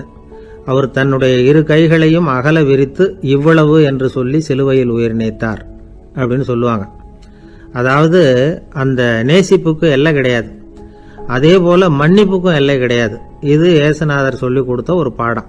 இயேசுனுடைய சீடர்கள்ல ஒருத்தன் பீட்டர், அவன் ஒரு நாள் இயேசுநாதர்கிட்ட கேட்டிருக்கான், இயேசுவே, நான் என்னுடைய தம்பி கிட்ட அடிக்கடி சண்டை போட்டுக்கிட்டு இருக்கிறேன், என்னுடைய சகோதரன் கூட. அவனை நான் எத்தனை தடவை மன்னிக்கிறது? ஏற்கனவே 7 தடவை அவனை மன்னிச்சுட்டேன் அப்படின்னு சொல்லியிருக்கிறான். அப்போ இயேசு சொன்னாராம், மன்னிக்கிறதுக்கு எத்தனை தடவைங்கிற கணக்கெல்லாம் கிடையாது. எத்தனை தடவை உன்னுடைய சகோதரன் உன்னை கோபப்படுத்துகிறானோ அத்தனை தடவை நீ மன்னிக்கிறதுக்கும் தயாரா இருக்கணும், அதுதான் அப்படின்னு சொன்னாராம். அப்போ இவனுக்கு ஒன்றும் புரியல, இது என்ன அவன் தப்பு பண்ணிக்கிட்டே இருப்பான், நாம மன்னிச்சுக்கிட்டே இருக்கிறதா அப்படிங்கிறது மாதிரி குழப்பமா இருந்திருக்கிறான். அப்போ இயேசுநாதர் தன்னுடைய சீடன் பீட்டர் கிட்ட ஒரு கதை சொன்னாராம். அந்த கதை இன்றைக்கு நாம எல்லாரும் சிந்தித்து பார்க்க வேண்டிய ஒரு கதை. அதாவது மன்னிப்பை விரும்புகிறவர்கள் மன்னிக்கவும் தயாராக இருக்க வேண்டும் அப்படிங்கிறது தான் அந்த கதையினுடைய தத்துவம். அந்த இயேசுநாதர் சொன்ன கதை என்னன்னா, ஒரு மன்னர் இருந்தார். அவர் ஒரு நாள் அரண்மனையில் உட்காந்து கணக்கு வழக்குகள்லாம் பார்த்துக்கிட்டு இருந்தார். நம்ம அரண்மனையிலிருந்து யார் யார் அரசாங்க கடன் வாங்கியிருக்கிறாங்க, யார் யார் திருப்பி செலுத்தி இருக்கிறாங்க அப்படிங்கிற விவரத்தையெல்லாம் பார்த்துக்கிட்டு இருந்தார். அப்போதான் புரிஞ்சுது, அந்த அரண்மனையில் வேலை செய்கிற ஒருத்தனே அரசாங்க கடன் வாங்கியிருக்கிறான். எவ்வளவு? 10,000 பொற்காசுகள் வாங்கியிருக்கான் கடன். இந்த 10,000 பொற்காசுகளை திருப்பி செலுத்தலை அரசாங்கத்துக்கு. இது மன்னர் கவனத்துக்கு வந்தது. உடனே நம்ம அரண்மனையில் இருக்கிறவனே அரசு கடன் வாங்கி திருப்பி செலுத்தாமல் இருக்கான், அவனை கூப்பிட்டு வாங்கன்னு சொல்லி கூப்பிட்டுட்டு வந்தாங்களாம். விசாரிச்சிருக்கிறாங்க, என்னப்பா நீ எவ்வளவு ஒன்று? ஆமாங்க, 10,000 பொற்காசுகள் வாங்கியிருக்கிறேன், இன்னும் திருப்பி கட்டலைன்றான். உடனே அவர் மன்னர் சொல்லியிருக்கிறாரு, நம்ம சட்டத்திட்டப்படி நீ உடனே பணத்தை திருப்பி கட்டிடு. அப்படி உன்னால கட்ட முடியலன்னா உன்னுடைய வீடு, வாசல், சொத்து, சுகம் எல்லாத்தையும் விற்று அந்த பணத்தை அரசு கருவூலத்தில் சேர்த்துக்கிறதுக்கு நானே ஏற்பாடு பண்ணிடுறேன் அப்படின்னு அந்த மன்னர் சொன்னாராம். இவன் அப்படியே அதிர்ச்சி ஆயிட்டான், அப்படியே பொத்துன்னு காலில் விழுந்தானா. மன்னா, என்னை மன்னிச்சுங்க, என்னால் முடியல, எனக்கு மன்னிப்பு கொடுங்க அப்படின்னு இருக்கான். உடனே அவர் எழுந்திரிச்சு, சரி நீ மன்னிப்பு கேட்டுவிட்ட, அதனால உன்னை மன்னிக்கிறேன், நீ பணம் கட்ட வேண்டாம் அப்படின்னு சொல்லி அந்த மன்னர் அவனை விட்டுட்டாராம். பணத்தையும் தள்ளுபடி பண்ணிட்டார், நீ திருப்பி கட்ட வேண்டான்னு. இவனுக்கு ரொம்ப மகிழ்ச்சி, அதனால ரொம்ப உல்லாசமா வந்துகிட்டு இருக்கிறான். தெருவில் வந்துகிட்டு இருக்கிறப்ப இவங்கிட்ட கடன் வாங்கின ஒருத்தன் எதுக்கு வந்துகிட்டு இருக்கான். அவன் இவங்கிட்ட ஒரு 100 பொற்காசுகள் கடன் வாங்கியிருக்கான். அவன் வந்தான், இவன் போய் அவன் சாட்டையை பிடிச்சிக்கிட்டான், நீ எப்படா என் கடனை திருப்பி கொடுக்க போறேன்னு. அவன் இப்போ முடியல, கொஞ்சம் பொறுத்துக்கா, அப்புறம் தரேன் இருக்கான். அதெல்லாம் முடியாது, நீ கொடுத்து தான் ஆகணும் அப்படின்னு இவன் புடிவமா சொல்றான். இப்போ நிலைமையை பாருங்க, இவன் ஏற்கனவே 10,000 பொற்காசுகள் அரசாங்கத்தில் கடன் வாங்கினா அதுக்கு மன்னிச்சு விட்டுட்டார் இவனை. ஆனால் இவன் இன்னொருத்தனை மன்னிக்கிறதுக்கு தயாரா இல்லை. இவங்கிட்ட கடன் வாங்கின இன்னொருத்தன் 10 பொற்காசுகள், அவனை மன்னிக்க தயாரா இல்லை. அவனை கொண்டு போய் நீதிமன்றத்தில் கொண்டு போய் நிறுத்தி தண்டனை வாங்கி கொடுத்துட்டான். நீதிபதி என்ன சொன்னார், அந்த இவன் வாங்கின பொற்காசுகளை திருப்பி கட்டுற வரைக்கும் ஜெயிலில் இருக்கணுங்கிறது தீர்ப்பு. ஆனால் உடனே அரசர் காதில் விழுந்தது. சொல்லிட்டாங்க, உங்ககிட்ட மன்னிப்பு வாங்கிட்டு போனானே ஒருத்தன், அவன் இன்னொருத்தனை மன்னிக்கிறதுக்கு தயாரா இல்லை, அவனை கொண்டு போய் ஜெயிலில் அடைச்சுட்டான் அப்படின்னு. உடனே மன்னர் பார்த்தார், இவனை மறுபடியும் கூப்பிட்டு வர சொன்னார். தபாரப்பா, நான் உன்னை மன்னிச்சு விட்டேன், ஆனால் நீ இன்னொருத்தனை மன்னிக்கிறதுக்கு தயாரா இல்லை, அதனால என்னுடைய தீர்ப்பையும் மாத்துறேன், நீயும் அரசு கடன் தீர்ற வரைக்கும் ஜெயிலில் தான் இருக்கணும் அப்படின்னு சொல்லி ஜெயிலுக்கு அனுப்பிச்சுட்டாராம். இப்படி ஒரு கதையை இயேசுநாதர் தன்னுடைய சீடருக்கு சொன்னதாக ஒரு வரலாறு. அது என்ன, அதுலேருந்து நாம் புரிந்து கொள்ள வேண்டியதுன்னா, நாம் மன்னிக்கப்படணும்னு நாம் விரும்புகிறோம்னா நாம் இன்னொருத்தரை மன்னிக்கிறதுக்கு தயாராக இருக்கணும். அதனால் நாம் இன்னொருத்தரை யாரையும் மன்னிக்க மாட்டோம், ஆனால் என்ன இன்னொருத்தர் மன்னிக்கணும் அப்படிங்கிறது மாதிரி செய்யக்கூடாதுன்னு சொல்லுவாங்க. அது மாதிரி நாம் இப்போ இது தப்பாக புரிஞ்சுக்கிறவங்களும் இருக்கிறாங்க. பாவம் மன்னிப்புங்கிறதுலாம் எதுக்குன்னா, அதாவது மறுபடியும் பாவம் செய்யாமல் இருக்கிறதுக்காக தான். அதான் மன்னிக்கிறாரே அப்படிங்கிறதுக்காக மறுபடியும் பாவம் பண்ணிகிட்டு இருக்கிறது இல்லை. அதான் ஒருத்தர் கேட்டாராம், பாவத்திலேருந்து மன்னிப்பு கிடைக்கணும்னா நீ என்ன செய்யணும் அப்படின்னு கேட்டிருக்கார். அதுக்கு அவன் சொல்லியிருக்கிறான், நான் முதல்ல பாவம் செய்யணும், அப்போ தானே மன்னிப்பு கிடைக்கும் அப்படின்னு நானா. இப்படிப்பட்டவர்கள் தான் இன்னைக்கு உலகத்தில் அதிகமாக இருக்கிறாங்க. அதனால் இந்த மன்னிப்பின் மகத்துவங்கிறது இயேசுநாதர்கிட்டேருந்து தான் நாம் புரிஞ்சுக்கணும். அந்த இயேசு சொன்ன அந்த மன்னிக்கிற மனோபாவம் இருந்தால் இன்னைக்கு உலகம் பூராவும் அமைதி பூங்காவாக இருக்கும். அதில் ஒன்றும் ஆச்சரியமே இல்லை, அதில் ஒன்றும் சந்தேகமும் இல்லை. அதனால் மன்னிக்கிற மனோபாவத்தை நாம் எல்லாரும் நமக்குள்ளே வளர்த்து கொள்ள வேண்டும் அப்படிங்கிறது தான் நாம் இன்றைக்கு எல்லோரும் சிந்தித்து பார்க்க வேண்டிய ஒரு செய்தி. ஒரு நண்பர் இருக்கார், எப்போ பார்த்தாலும் கையில் ஒரு புத்தகம் இருக்கும். புத்தகம் இல்லாமல் எங்கேயும் புறப்பட மாட்டார். எதுக்காக இப்படி எடுத்துகிட்டு போகிறீங்க அப்படின்னு கேட்டால், எனக்கு இது ஒரு நல்ல நண்பன் மாதிரி, இந்த காலத்தில் எங்கே போனாலும் காத்திருக்க வேண்டியிருக்கு, அது மாதிரி சமயத்தில் நான் நண்பன் கூட பேசிக்கிட்டு இருப்பேன் அப்படிம்பாரான். ஒருத்தர் ஒரு பெரிய அரச பதவியில் இருந்தார். அவர் பதவியிலிருந்து இறங்க வேண்டிய சூழ்நிலை. அரசு கொடுத்துருந்த வீட்டை விட்டுட்டு வெளியில் வர்றார். வரும்பொழுது 2 கையிலையும் 2 பெட்டியை எடுத்துகிட்டு வந்தாராம். சார், உங்களுடைய உடைமைகள் அப்படின்னு கேட்குறாங்க அங்கே இருந்த ஊழியர்கள். இவர் தன்னுடைய கையில் இருக்கிற பெட்டியை காட்டி, இதுதான் என்னுடைய சொத்து அப்படின்னாராம். ஒரு பெட்டியில் அவருடைய உடைகள், இன்னொரு பெட்டியில் அவர் விரும்பி படிக்கிற புத்தகங்கள், அவ்வளவுதான். இதுதான் இருந்துதான். புத்தகம் படிக்கிறது மனசுக்கு நல்லதுங்கிறது நமக்கு தெரியும். புத்தக வாசிப்பு உடம்புக்கும் நல்லதுங்கிறாங்க. அது நமக்கு ஆச்சரியமாக தான் இருக்குது. ஒரு நபர் ஒரு வருஷத்தில் சராசரியாக 2000 பக்கங்களை படிச்சிருக்கணுமா, யுனெஸ்கோ பரிந்துரை. ஆனால் நம்ம நாட்டில் நாம் சராசரியாக படிக்கிறது 32 பக்கங்கள், அவ்வளவுதான். இவ்வளவுக்கு நம்ம நாட்டில் 6000த்துக்கும் மேற்பட்ட நாளேடுகள், 2000த்துக்கும் மேற்பட்ட இதழ்கள், மலர்கள், இவ்வளவு இருந்தும் சரியாக வரல. இந்த உலகத்தில் முதல் நூலகம் எங்கே எப்போ ஆரம்பமாச்சு தெரியுமா? கிமு 2500ஆம் ஆண்டில் அது ஆரம்பமாயிருக்குது. பாபிலோனியாவில் அமில் அணு அப்படிங்கிற அரசன் தான் நூலகத்தை உருவாக்கி இருக்கிறான். அப்போல்லாம் தாள் கிடையாது, களிமண் தான். களிமண் பலகைகளில் எழுதி அது தொகுத்து அப்படியே நூலாக்கி அதை நூலகத்தில் வச்சுருப்பாங்களாம். அரசருடைய நூலகத்தில் 1000த்துக்கும் மேற்பட்ட நூல்கள் இருந்ததாக வரலாற்று குறிப்பு இருக்குது. அது மட்டும் இல்லை, அந்த நூலகத்தில் பொருள் வாரியாக, அதாவது சப்ஜெக்ட் வாரியாக புத்தகங்களை வகைப்படுத்தி வச்சுருந்தாங்களாம். அதில் மிச்சம் இருந்த ஒரு 25 களிமண் பலகை புத்தகங்கள் இன்றைக்கும் பிரிட்டிஷ் அருங்காட்சியகத்தில் இருக்குதான். அச்சு தாள் இதெல்லாம் ஏற்பட்டதுக்கு அப்புறம் அமைக்கப்பட்டது தான் பிரான்சில் இருக்கக்கூடிய பாரிஸ் நூலகம். 1480 பிரெஞ்சு மன்னர் 11ஆம் லூயி இந்த நூலகத்தை அமைச்சாராம். ஆனால் அப்போல்லாம் அரசர்கள் மட்டும்தான் நூலகத்தை பயன்படுத்த முடியுமா. அதுக்கப்புறம் 17ஆம் நூற்றாண்டில் இந்த முறை மாறி பொதுமக்கள் அங்கே போகலாம், படிக்கலாம் அப்படிங்கிற நிலைமை வந்துதான். போட்லியன் நூலகம் அப்படின்னு அதுக்கு பேர், பாரிஸ் நகரத்தில் இருக்குது. அங்கே தான் நூல்களின் பட்டியல் தயாரிப்பு பணி ஆரம்பமாச்சு. கல்வி வளர்ச்சியையும் நூலகத்தையும் இணைச்சவர் நெப்போலியன் போனபார்ட். முன்பணம் செலுத்தி புத்தகத்தை படிக்கிற முறையையும் அவர் தான் கொண்டுட்டு வந்தாராம். மக்கள்கிட்ட வசூலிக்கிற வரியின் ஒரு பகுதியை நூலகத்துக்கு பயன்படுத்தினவரும் அவர் தானா. நெப்போலியன் நூலகத்தில் உலகத்தில் உள்ள எல்லா மொழி நூல்களும் இருக்குதான்.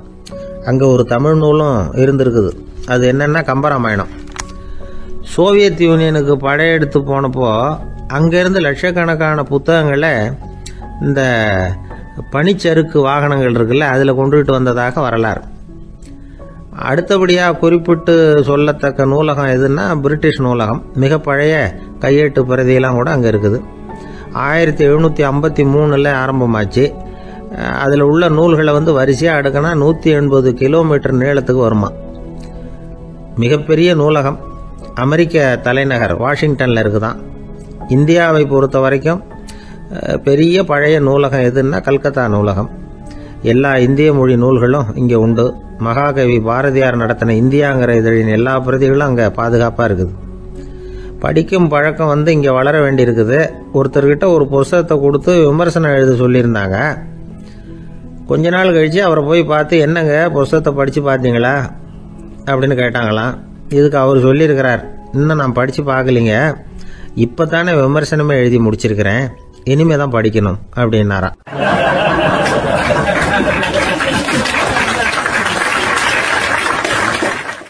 என்ன சார் உங்க பையன் என்ன செஞ்சுக்கிட்டு இருக்கிறான் இப்போ அப்படின்னு கேட்டார் ஒருத்தர். அடிக்கடி கண்ணாடி முன்னாடி நின்று அழகு பார்த்துக்கிட்டு இருக்கிறான் சார் அப்படின்னாரு அப்பா. இளம் பருவம் இப்படிதான் இருக்கும், அதையெல்லாம் சாதாரணமா நினைச்சுடாதீங்க அப்படின்னாரு அவரு. என்ன சார் சொல்றீங்க, கண்ணாடி முன்னாடி நின்றுக்கிட்டு நேரத்தை வீணாக்கிக்கிட்டு இருக்கான், அதை ஒரு பெரிய விஷயமா நான் நினைக்கணுமா அப்படின்னாரு இவர். இளம் பருவத்தில் இளைஞர்களுக்கும் சின்ன பொண்ணுங்களுக்கும் அடிக்கடி கண்ணாடியில் பார்க்கணும்னு தோணும். அது வெறுமனே அழகு பார்க்கறது மட்டும் இல்லை, அவங்க தங்களையே தேடி கண்டுபிடிக்கிற ஒரு முயற்சி அது. இது ஒரு மனோதத்துவ விளைவு. இது வரைக்கும் சின்ன பிள்ளையா இருந்துட்டோம், இனிமேல் நாமளும் மற்றவங்க மாதிரி மனிதர்கள் தான் அப்படிங்கிற உணர்வு அவங்களுக்கு வருது. தங்களோட முகம் எப்படி இருக்குது, அழகு எப்படி இருக்கு, உடம்பு நேரம் எப்படி இருக்கு, முடி எப்படி இருக்கு அப்படிங்கறதையெல்லாம் கண்டுபிடிக்கிறாங்க. அதுக்கப்புறம் இன்னொரு ஆணோ பொண்ணோ தன்னை கவனிக்கணும் அப்படின்னு நினைக்கிறாங்க. இதெல்லாம் மனோதத்துவ உண்மைகள், இதெல்லாம் இயற்கை. இதை பார்த்துட்டு பெற்றவங்க பிள்ளைங்க கெட்டு போட்டாங்க அப்படின்னு நினைக்கக்கூடாது, அவங்கள திட்டிக்கிட்டே இருக்கக்கூடாது. இன்னைக்கு பல குடும்பங்கள்ல இதுதான் நடந்துகிட்டு இருக்குது. மனுஷ வாழ்க்கையிலேயே இப்படியும் இல்லாத அப்படியும் இல்லாத ஒரு பருவம் இளம் பருவம். 13லேருந்து 19 வயசுக்கு உட்பட்ட ஆண்கள் பெண்கள் இந்த வகையை சேர்ந்தவங்க, டீனேஜ் குரூப். இவங்கள சின்னவங்கன்னு நினைச்சிட முடியாது, பெரியவங்கன்னு நினைச்சிட முடியாது. இவங்க ரொம்ப சென்சிட்டிவ். சமூகம் நினைச்சா இவங்களை நல்லவங்களாவும் ஆக்கலாம், கெட்டவங்களாவும் ஆக்கலாம். கொஞ்சம் அக்கறை எடுத்துக்கிட்டா பெரிய பெரிய மேதைகளையும் விஞ்ஞானிகளையும் உருவாக்கலாம். ஆனால் நடக்கிறது என்ன தெரியுமா, அநேகமாக இவங்களை யாருமே சரியாக புரிஞ்சுக்கிறது இல்லை, இவங்களை சரியாக நடத்துறதும் இல்லை. இது வரைக்கும் நாம் சொல்கிறத கேட்டுக்கிட்டு இருந்தான், இப்பெல்லாம் அவன் இஷ்டத்துக்கு நடக்க ஆரம்பிச்சுட்டான் அப்படின்னு வருத்தப்படுற பெற்றோர்கள் அதிகம். இது வருத்தப்படுற விஷயம் இல்லை, சந்தோஷப்பட வேண்டிய விஷயம். உங்கள் புள்ள சொந்தமாக யோசிக்க ஆரம்பிக்கிறதும் நடந்துக்க ஆரம்பிக்கிறதும் ஒரு தப்பான விஷயமா? அவன் கடைசி வரைக்கும் உங்கள் பேச்சையே கேட்டுக்கிட்டு இருக்கணுங்கிறது என்ன நியாயம்? இன்னைக்கு இளைஞர்களை பெரியவங்க தப்பாக புரிஞ்சுக்கிட்டு தவறாக நடத்துறதுனால தான் அவங்களுக்கு வெறுப்பு, எரிச்சல், மனக்கசப்பு எல்லாம் உண்டாகுது. பெற்றவங்க சரியாக மதிக்கிறது இல்லை அப்படிங்கிற ஒரே காரணத்தினாலேயே வீணா போகிற பிள்ளைங்க இன்னைக்கு அதிகம். சரி, பெற்றவங்களுக்கு இன்னைக்கு என்னதான் புத்தி சொல்ல வர்றீங்க அப்படின்னு கேட்குறீங்களா? நாம எதையும் சொல்ல வரல, ஆனால் அது சம்பந்தமான சில நிபுணர்கள் சொல்லியிருக்கிறத உங்கள் காதில் போட்டு வைக்கலாம். அது என்னன்னா, பிள்ளைங்க கிட்ட அன்பு செலுத்துங்க. குழந்தையா இருந்தப்போ எவ்வளவு பாசமாக இருந்தீங்க, வளர வளர அதை ஏன் குறைச்சிக்கிறீங்க? பெற்றவங்களின் அன்பான வார்த்தைகளுக்கு ஏங்குறவங்க தான் இன்றைய இளைஞர்கள். அவங்க எதை சொன்னாலும் அதை அக்கறையாக காது கொடுத்து கேளுங்க, அலட்சியப்படுத்தாதீங்க. அவங்க விரும்புறது உங்ககிட்ட இருந்து ஒரு மதிப்பு, மரியாதை, அங்கீகாரம், இவ்வளவுதான். அவங்க அவங்களாவே முடிவுகள் எடுக்கட்டும், அதுக்கு நீங்கள் உதவியா இருங்க, அது போதும். மற்றவங்க முன்னாடி, முக்கியமாக அவங்க நண்பர்கள் முன்னாடி அவங்கள பற்றி மட்டமாக பேசாதீங்க. அவங்க கிட்ட பொய் சொல்லக்கூடாது. நீங்கள் சொன்னது பொய்ன்னு தெரிஞ்சு போச்சுன்னா உங்கள் பேரில் அவங்களுக்கு இருக்கிற மதிப்பு போயிடும், நம்பிக்கை போயிடும். அவங்களுக்கு முன்னாடி நீங்கள் சண்டை போடக்கூடாது. உங்கள் பிள்ளைய எப்பவும் இன்னொரு பிள்ளையோட ஒப்பிட்டு பேசுகிற வேலையே வேணாம். கூட பிறந்த மற்றவங்களோட கூட ஒப்பிடக்கூடாது. இப்படி செஞ்சால் அவன் உங்ககிட்டையும் பிரியமாக இருக்க மாட்டான், அவங்ககிட்டையும் பிரியமாக இருக்க மாட்டான். புள்ள எங்கே போகிறான், என்ன பண்ணுறான் அப்படின்னுலாம் துப்பறிஞ்சிக்கிட்டு இருக்கக்கூடாது. இளைஞர்கள் தனிமையை விரும்புகிறவங்க. அவங்கள பெட்டியில் வச்சு மூடி பாதுகாக்கணும்னு நினைக்கக்கூடாது. அவங்கள எப்படி பாதுகாக்கிறது அப்படிங்கிறது அவங்களுக்கே தெரியும். உங்கள் புள்ள எப்படி நடந்துக்கணும்னு நீங்கள் எதிர்பார்க்குறீங்களோ அது மாதிரி நீங்கள் நடந்து காட்டுங்க, அது போதும். ஒரு வீட்டில் அப்பாவும் அம்மாவும் பேசிக்கிட்டு இருக்கிறாங்க.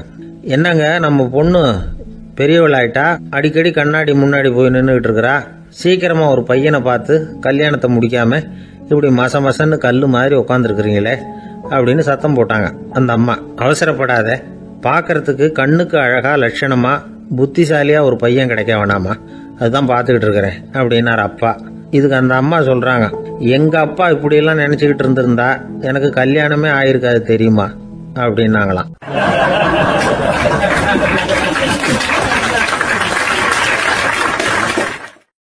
ஒருத்தர் ரொம்பவும் மகிழ்ச்சியா வந்துகிட்டு இருந்தார்.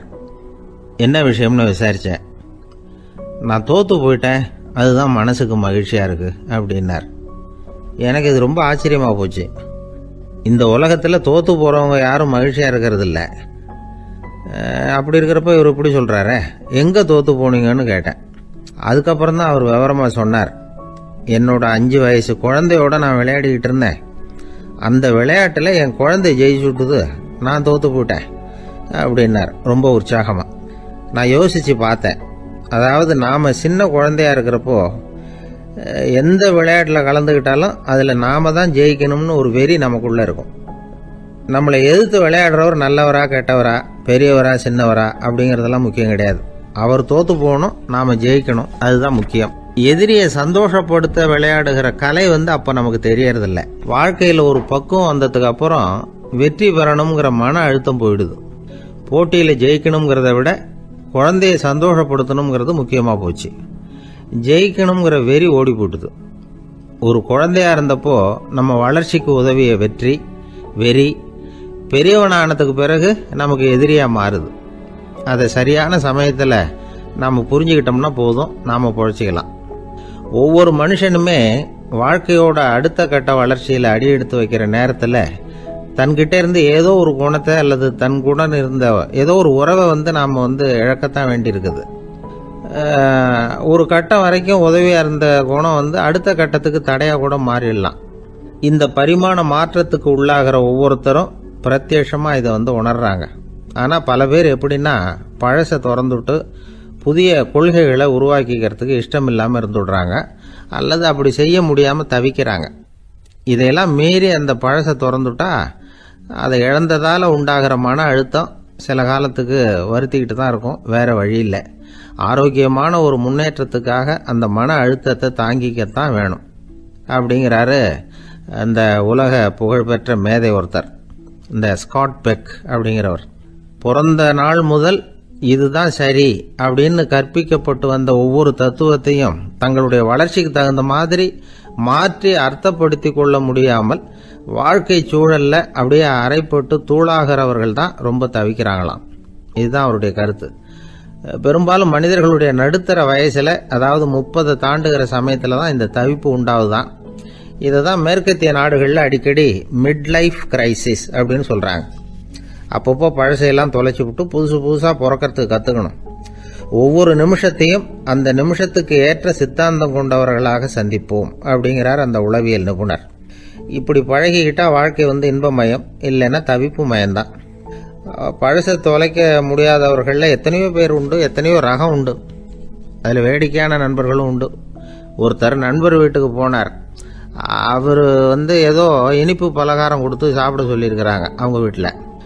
இவர் சாப்பிட்டு பார்த்துட்டு சொன்னாராம், சார் 6 மாதத்துக்கு முன்னாடி ஒரு தடவை இங்கே வந்தேன், அப்போது ஒரு இனிப்பு பலகாரம் கொடுத்தீங்க, அது இதை விட நல்லா இருந்தது சார் அப்படின்னாராம். அப்போ செஞ்ச அதே இனிப்பு பலகாரம் தான் சார் இதுவும் அப்படின்னாராம் அவர்.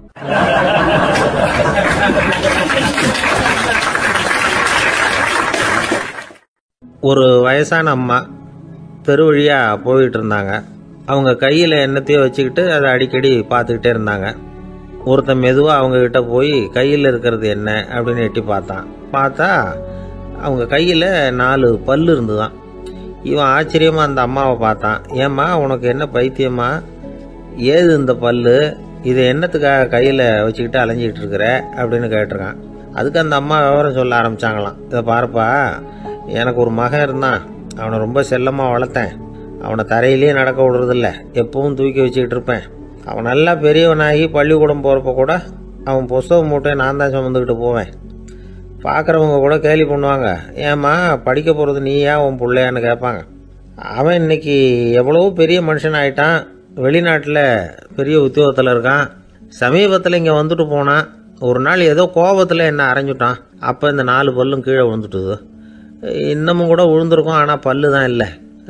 என் புள்ள அரைஞ்சதுனால விழுந்த பல்லு இல்லையா அது, அதனால் இதை எப்பவும் என் கையிலேயே வச்சுக்கிட்டு ஆசையோடு பார்த்துக்கிட்டு இருக்கிறேன். அவன் தான் வெளிநாட்டுக்கு போட்டான், அவனை பார்க்க முடியாத ஏக்கத்தை நான் இந்த பல்லை பார்த்து போக்கிக்கிறேன் அப்படின்னு நாங்களாம் அந்த அம்மா. இந்த கதை எதுக்காகன்னா, தாய் அன்பு அப்படிங்கிறது எப்படிப்பட்டதுங்கிறத புரிஞ்சுக்கிறதுக்காக. கல்யாணம் ஆனதுக்கு அப்புறம் தாயை மறந்து விடுறவங்க எத்தனை பேர் இந்த உலகத்தில், அவங்க காதில் வேணுங்கிறதுக்காக தான் இந்த தகவல்.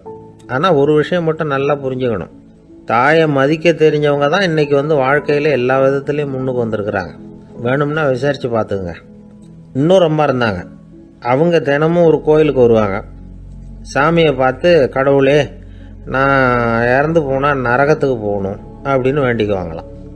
எல்லாரும் சொர்க்கத்துக்கு போகணும்னு தானே கடவுள்கிட்ட வேண்டிக்குவாங்க.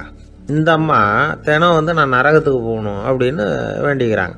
அங்கே இருந்த அர்ச்சகருக்கு இது சந்தேகம். ஒரு நாள் அதை நேரடியாகவே அவங்ககிட்ட கேட்டுவிட்டார். அதுக்கு அந்த அம்மா பதில் சொன்னாங்களாம், ஐயா எனக்கு கல்யாணம் ஆகி ரொம்ப நாள் வரைக்கும் குழந்தை பாக்கியம் இல்லாமல் இருந்தது. கோயில் குளம் எல்லாம் சுற்றி வந்தேன். ரொம்ப நாள் கழித்து ஒரு குழந்தை பிறந்தது, ஆண் குழந்தை. அவனை நான் ரொம்ப செல்லம் கொடுத்து வளர்த்தேன். அதோட விளைவு என்ன ஆச்சுன்னா அவன் ரொம்ப மோசமாக ஆயிட்டான். கெட்ட பழக்க வழக்கம்லாம் கற்றுக்கிட்டான். அவன் இறந்து போனால் நிச்சயம் அவனுக்கு நரகம்தான் கிடைக்கும். அந்த அளவுக்கு கெட்டவன் அவன். அப்படிப்பட்ட காரியங்கள்லாம் பண்ணிகிட்டு இருக்கான், எனக்கு தெரியும். இவனுக்காக நரகத்தில் கூட யாரும் தயவு காட்ட மாட்டாங்க, தாட்சண்யம் காட்ட மாட்டாங்க. அதனால் இவனுக்கு முந்தி நான் இறந்து நரகத்துக்கு போயிட்டா அங்கே இவனை கவனிச்சிக்கலாமே, இவனுக்கு பணிவிடை செய்யலாமேன்னு பார்க்குறேன் அப்படின்னு நாங்களாம். அதனால தான் நான் நரகத்துக்கு போகணும்னு தினம் ஆண்டவனை வேண்டிகிட்டு இருக்கிறேன் அப்படின்னு கண்கலங்கி அந்த அம்மா சொன்னாங்களாம். அதுதான் தாய் உள்ளம்ங்கிறது. தாயின் பெருமையை சரியாக உணர்ந்துட்டா அவங்களுக்கு எப்பவும் எந்த கஷ்டமும் வராது. இது ஏதோ உபதேசத்துக்காக சொல்கிற வார்த்தை இல்லை, உண்மையான வார்த்தை. இந்த விவரத்தையெல்லாம் நண்பர் ஒருத்தர்கிட்ட சொல்லிகிட்டு இருந்தேன். அவர் கொஞ்ச நாள் கழித்து என்னை தேடி வந்தார். அவர் கையிலேயே 4 பல்லு வச்சுருந்தார். என்னங்க ஆச்சு, ஏதுங்க அந்த பல்லு அப்படின்னு விசாரித்தோம். உங்கள் உபதேசத்தை கேட்டுட்டு இந்த உலகத்தில் எல்லாரையும் தாயாக நினைக்க ஆரம்பிச்சிட்டேன். ஒரு அம்மாவை கடத்தரில் பார்த்து தாயேன்னு கூப்பிட்டேன். அவங்க உடனே பலார்னு என்னை அரைஞ்சிட்டாங்க. பல்லு விழுந்துட்டுது. அதை தான் பொறுக்கி எடுத்துக்கிட்டு நேராக உங்களை தேடி வந்துக்கிட்டு இருக்கிறேன்னார். தாயேன்னு தானே கூப்பிட்டீங்க, அதுக்கே அரைஞ்சாங்க அப்படின்னு கேட்டோம். நான் தாயேன்னு கூப்பிட்டது அவங்க காதில் நாயேன்னு விழுந்துட்டு தான், அதுதான் இப்படி ஆயிட்டுது அப்படின்னார்.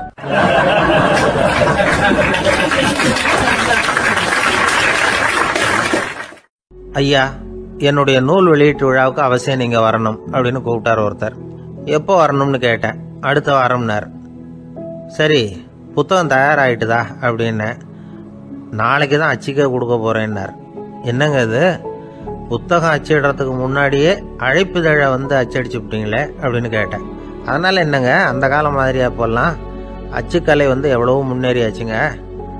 லைனோ type, monotype, phototype, laser, இப்படி என்னென்னமோ வந்தாச்சு. இன்னைக்கு கொடுத்தா நாளைக்கே புத்தகம் தயார் அப்படின்னார். இப்படி இந்த அளவுக்கு முன்னேறி இருக்கிற இந்த அச்சுக்கலை ஆரம்பத்தில் எப்படி இருந்தது தெரியுமா? அந்த காலத்தில் காகிதம்னா என்னன்னே தெரியாது. அப்படி ஒன்று கண்டுபிடிக்கப்படவே இல்லை. அப்போல்லாம் எதையாவது ஒன்று எழுதணும்னா அதுக்கு ஆட்டு தோலை தான் பயன்படுத்தி இருக்கிறாங்க.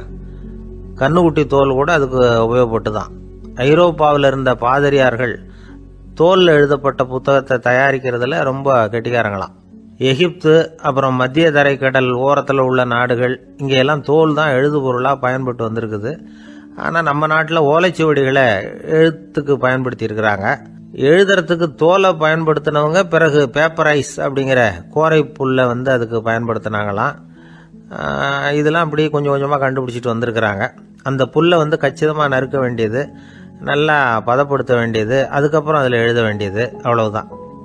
பேப்பருங்கிற சொல்லே இந்த பேப்பைரஸ் அப்படிங்கிறதுலேருந்து வந்தது தான். அதுக்கப்புறம் தான் காகிதம் வந்தது. இதை முதல்ல சீன நாட்டில் தான் கண்டுபிடிச்சாங்க. அது வந்த பிறகு அச்சு எந்திரம் கண்டுபிடிக்க வேண்டிய அவசியம் ஏற்பட்டது. அதை கண்டுபிடிச்சவர் ஜெர்மானிய அறிவியல் அறிஞர் ஜான் கூட்டன்பர்க். அச்சு கலைக்கு அடித்தளம் அமைச்சவர் அவர் தான். ஜெர்மனியில் மெயின்ஸ் அப்படிங்கிற ஊரில் 1399 பிறந்தார். அவரோட மாமன் ஒருத்தர் உலோக வேலையில் வல்லவர். அவர்கிட்ட அந்த வேலையை கற்றுக்கிட்டார். அதோட வைர கற்களை பட்டை தீட்டுறதுலையும் ரொம்ப தேர்ச்சி பெற்றிருந்தார். இளம் வயசுலேயே சும்மா இருக்க மாட்டாராம். எதை செஞ்சாலும் அதை திறமையாக செய்வாராம். அவர் தான் முதல்ல மர அச்சு எழுத்துக்களை உருவாக்கினார். அது மேலே மை தடவி பிரதிகள் எடுத்தார்.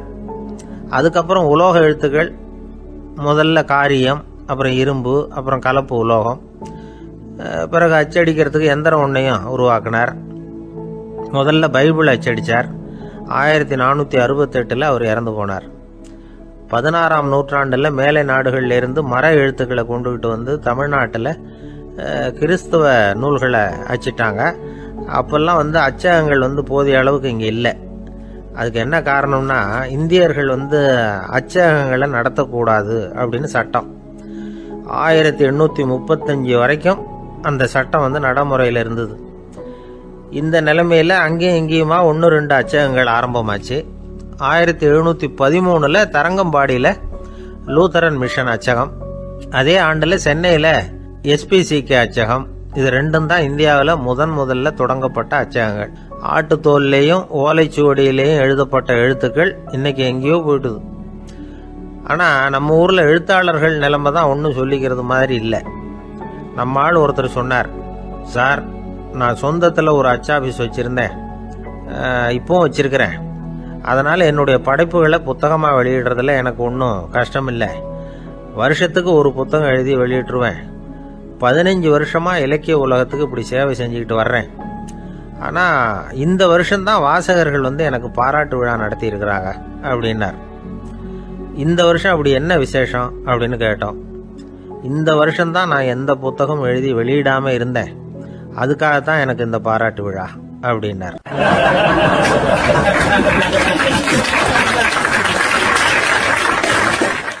ஒரு ஆஃபீஸில் வேலை பார்க்குற ஒருத்தர் ஏதோ தப்பு பண்ணிவிட்டார்.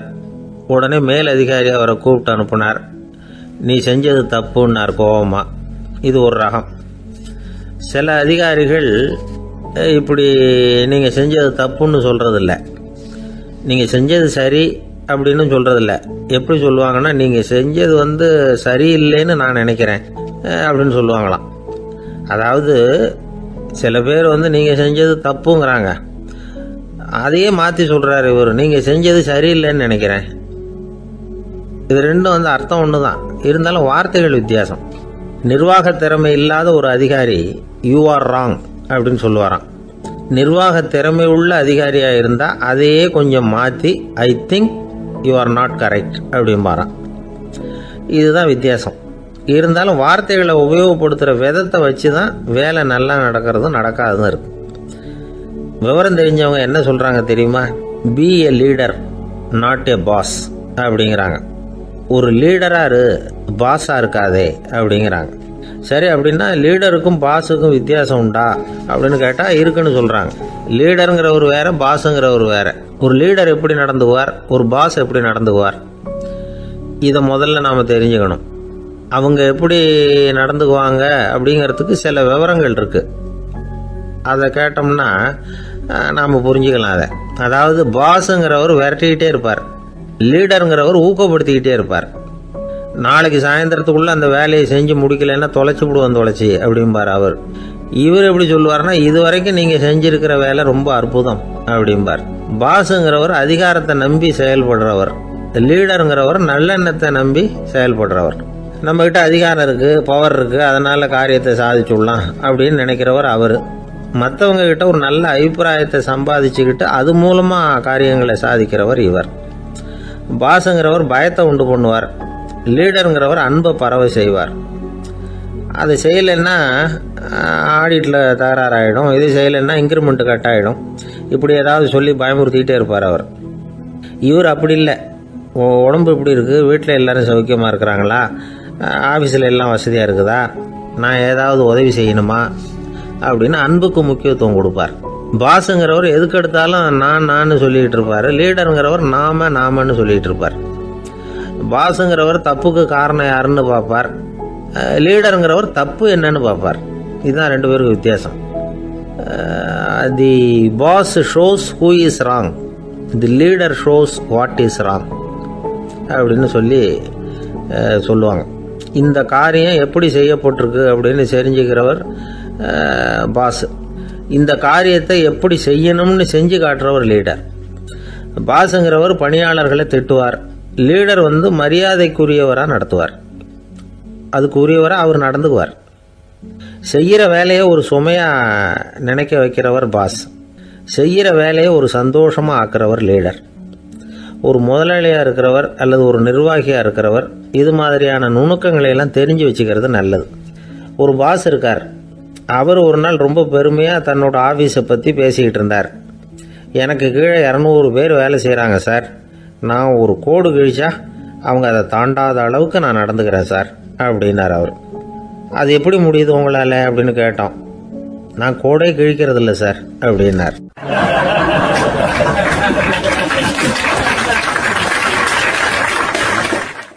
ஊருக்கு வெளியில் அமைதியான ஒரு இடம், அங்கே ஒரு ஆசிரமம், அங்கே ஒரு சாமியார்.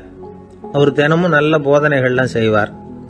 பல பேர் போய் அங்கேயே சில நாள் தங்கி இருந்து அவர் சொல்கிற அறிவுரைகளை எல்லாம் கேட்டுக்கிட்டு வர்றது வழக்கம்.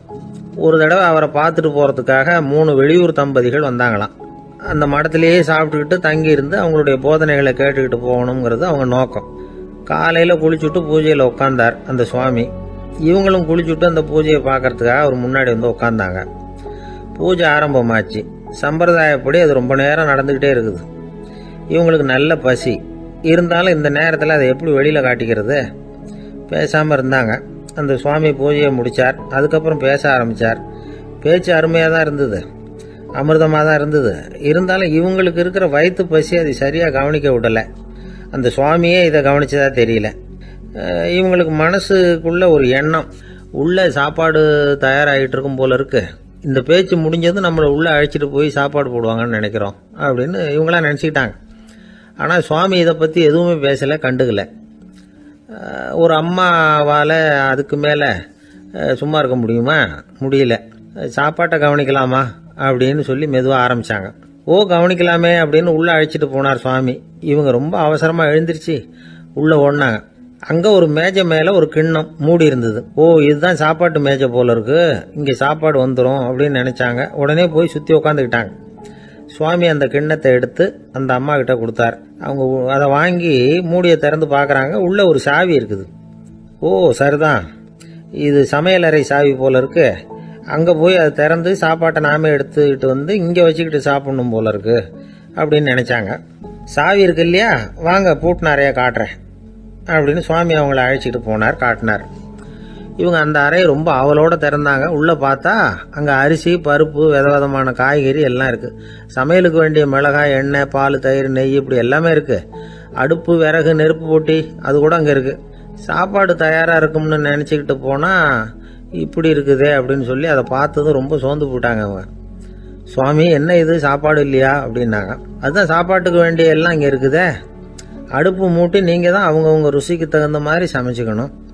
இந்த சன்னியாசிக்கு எப்படி சமைக்க தெரியும் அப்படின்னு கேட்டார் சுவாமி. சாப்பாடு தயாராக இருக்கும்னு நாங்கள் எதிர்பார்த்தோம் அப்படின்னாங்க. நீங்கள் இப்படி சொல்லுவீங்கன்னு நானும் எதிர்பார்த்தேன். இது வரைக்கும் நான் எவ்வளவோ தத்துவம்லாம் எடுத்து சொன்னேன். எல்லாத்தையும் விட இதுதான் அனுபவபூர்வமான தத்துவம். ஆண்டவன் நமக்கு நல்ல மனசை கொடுத்துருக்குறான், நல்ல வாய்ப்புகளையும் தந்திருக்கிறான். அதையெல்லாம் பயன்படுத்திக்கக்கூடிய மூளையையும் சிந்தனையையும் கொடுத்துருக்குறான். ஆனாலும் அடுப்பை தான் நீங்கள் மூட்டணும். அடுப்பை நீங்கள் தான் மூட்டணும். உங்களுக்கு உகந்ததை நீங்கள் தான் சமைச்சு ருசித்து அனுபவிக்கணும். ஆண்டவனே அதை செஞ்சுக்கிட்டு இருக்க மாட்டான் அப்படின்னாராம் அந்த சுவாமி. நம்முடைய வாழ்க்கையில் பல நல்ல பலன்களை பெறறதுக்கு நாம தான் முயற்சி பண்ணணும். அதுக்குரிய சூழ்நிலையை தான் ஆண்டவன் கொடுப்பானே தவிர அதை விளக்கறதுக்காக தான் அந்த சுவாமி அப்படி செஞ்சு காட்டியிருக்கிறார். இது ஒரு பெரியவர் இப்படி ஒரு விளக்கம் கொடுத்தார். அதுக்கப்புறம் அந்த 3 தம்பதிகளும் தெளிவடைஞ்சுட்டாங்களாம். நாம் தெளிவடைகிறது எப்போங்கிறது தான் தெரியல அப்படின்னு பல பேர் இதை கேட்டுட்டு சொல்லிட்டு இருக்கிறாங்க. இந்த கதையை நம்முடைய நண்பர் ஒருத்தர்கிட்ட சொன்னேன். அந்த நண்பர் ரொம்ப சந்தோஷப்பட்டார். நீங்கள் சொல்கிறது கரெக்டு சார், ஆனால் நான் அதை விட ஒரு படி மேலே சார். எனக்கெல்லாம் அரிசி, பருப்பு இருக்கிற ரூம் எதுன்னு கையை காட்டிட்டா போதும். உடனே கிண்ணத்துலேருந்து சாவியை எடுத்து கொடுக்கணுங்கிற அவசியம்லாம் இல்லை எனக்கு. அப்புறம் எப்படி ரூமை திறந்துருவீங்க அப்படின்னு கேட்டேன். பூட்டை உடைச்சி திறந்துருவேன், அதுதான் எனக்கு பழக்கம் அப்படிங்கிறார்.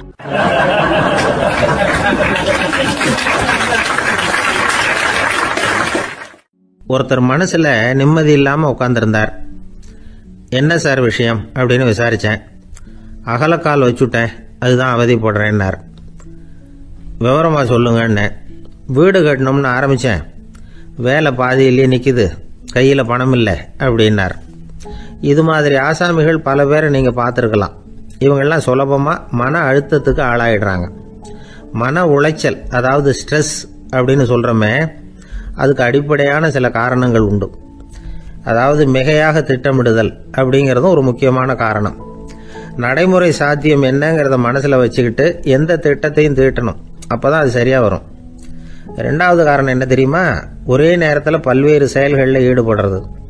தொலைபேசியில் பேசிக்கிட்டே கையில் இருக்கிற கடிதத்தை படிச்சுக்கிட்டே எதிரில் உட்காந்துக்கிட்டு இருக்கிறவருக்கும் அப்பப்போ பதில் சொல்லிக்கிட்டு மனசில் பல்வேறு சிந்தனைகளை அப்படியே ஓட விட்டுக்கிட்டு இருக்கிறது, இதுவும் மன அழுத்தத்தை உண்டாக்குது. 3வது காரணம், எதிலேயும் வெற்றி மட்டும் எதிர்பார்க்குற ஒருதலைப்பட்சமான ஆர்வம். நாம் தொட்டதெல்லாம் வெற்றியாகவே முடியணும் அப்படின்னு எதிர்பார்க்குறவங்க ஏதாவது ஒன்றில் தோல்வியை கண்டா தோண்டு போயிடுறாங்க. எப்படியும் முடியலாம்ங்கிற எண்ணம் ஏற்கனவே நமக்குள்ளே இருந்துட்டுதுன்னா அந்த அவஸ்தை வராது. அதனால் அதுவும் நம்ம வளர்த்து கொள்ள வேண்டிய ஒரு குணம். மன உளைச்சல் ஏற்படுறதுக்கு இன்னொரு காரணம் எதையும் வேகமாக செஞ்சுடணும் அப்படிங்கிற துடிப்பு. அந்த துடிப்பே மனசை அழுத்த ஆரம்பிச்சிடும். எந்த ஒரு காரியத்திலையும் தாமதமோ இடையூறோ ஏற்பட்டால் அதை பொறுத்துக்கிற மனப்போக்கம் வேணும். அது இல்லாதவங்க அழுத்தத்துக்கு ஆளாயிடுறாங்க. சில பேர் வேலைன்னு எந்த நேரம் பார்த்தாலும் வேலையே கதின்னு கிடப்பாங்க. பொழுதுபோக்குக்கோ உடற்பயிற்சிக்கோ குடும்பத்தில் உள்ளவங்க அல்லது நண்பர்கள் கூட கலந்துரையாடவோ கொஞ்சம் கூட நேரம் ஒதுக்க மாட்டாங்க. இந்த சுபாவம் மன அழுத்தத்தை உண்டு பண்ணும். இதையெல்லாம் புரிஞ்சுக்கிட்டு அதிலிருந்து விடுபடுறது எப்படின்னு யோசிக்கணும். வல்லுநர்கள் இது தொடர்பாக சில யோசனைகளை சொல்லி வச்சிருக்கிறாங்க. அது என்னன்னா, வாழ்க்கைங்கிறது பிரச்சனைகளால் பின்னப்பட்ட ஒன்று. அது எப்பவுமே முடிவடையாத ஒரு தொடர்கதை அப்படிங்கிறத முதல்ல நாம் புரிஞ்சுக்கணும். ஒரே நேரத்தில் ஒரு காரியத்தில் மட்டுமே நாம் கவனம் செலுத்தணும். அடுத்தவங்க காரியத்தில் தலையிடக்கூடாது. எதையும் பேச ஆரம்பிக்கிறதுக்கு முன்னாடி நம்மை நாமே கேட்டுக்க வேண்டிய கேள்வி 2. 1, நான் சொல்ல போகிறது ரொம்ப முக்கியமானதா? 2வது, நான் சொல்கிறத அவங்க கேட்கறதுக்கு ஆசைப்படுறாங்களா? நான் பேசுறதுக்கு அது சரியான நேரம் தானா? இதை யோசித்து பார்த்ததுக்கப்புறம் எதையும் பேச ஆரம்பிக்கணும். முடிஞ்ச அளவுக்கு வளைந்து போகிற சுபாவத்தை வளர்த்துக்கணும். நம்ம நேரம் விலை மதிப்பு இல்லாதது. அதை வீணாக்கக்கூடாது. சிரிக்க தெரியலனாலும் பரவாயில்ல, முகத்தில் கொஞ்சம் புன்முறுவலாவது காட்டணும். இதெல்லாம் ரொம்ப முக்கியம். அடுத்தவங்க ஏதாவது செஞ்சால் உடனே நன்றி சொல்ல மறக்கக்கூடாது. தினமும் கொஞ்சம் நேரத்தை தனிமையில் செலவு பண்ணணும். மன உளைச்சலிருந்து விடுபடுறதுக்கு 3 முக்கிய வழிகள் சொல்கிறாங்க. அதை சுருக்கமாக ரெட் அப்படின்னு சொல்கிறாங்க. RED ஆங்கில எழுத்தில்.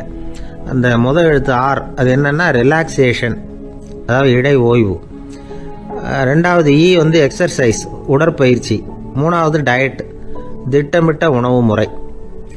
அதனால் தியானம், மூச்சு பயிற்சி இதெல்லாம் இந்த இடை ஓய்வுக்கு வழிகள். எந்த வேலையையும் தொடர்ந்து செய்யக்கூடாது. எல்லார்கிட்டையும் கலகலப்பாக பழகணும். மாதத்துக்கு ஒரு நாளாவது குடும்பத்தோடு வெளியில் போயிட்டு வரணும். சுலபமான உடற்பயிற்சிகளை செய்யலாம். உடற்பயிற்சிங்கிறது நமக்காக நாம் செய்கிற ஒரு நீண்டகால முதலீடு அப்படின்னு சொல்லுவாங்க. அதாவது லாங் டேர்ம் இன்வெஸ்ட்மெண்ட்டாக. அளவோடு சாப்பிட்ணும், மெதுவாக சாப்பிட்ணும். இதெல்லாம் கொஞ்சம் மனசில் வச்சுக்கிட்டு நடந்துக்கிட்டால் மகிழ்ச்சியாக வாழலாம். சில பேர் சாப்பாட்டு விஷயத்தில் ரொம்ப அக்கறை எடுத்துக்கிறது உண்டு. ஒரு குண்டு ஆசாமி சாப்பிட உக்காந்தார். முதல்ல ஒரு மாத்திரை சாப்பிட்டார். எதுக்குன்னு கேட்டோம். பசி எடுக்கிறதுக்குன்னார். சாப்பிட்டு முடித்தார். பிறகு மறுபடியும் ஒரு மாத்திரை சாப்பிட்டார். இது எதுக்குன்னு கேட்டோம். சாப்பிட்டது ஜீரணமாகறதுக்கு அப்படின்னார்.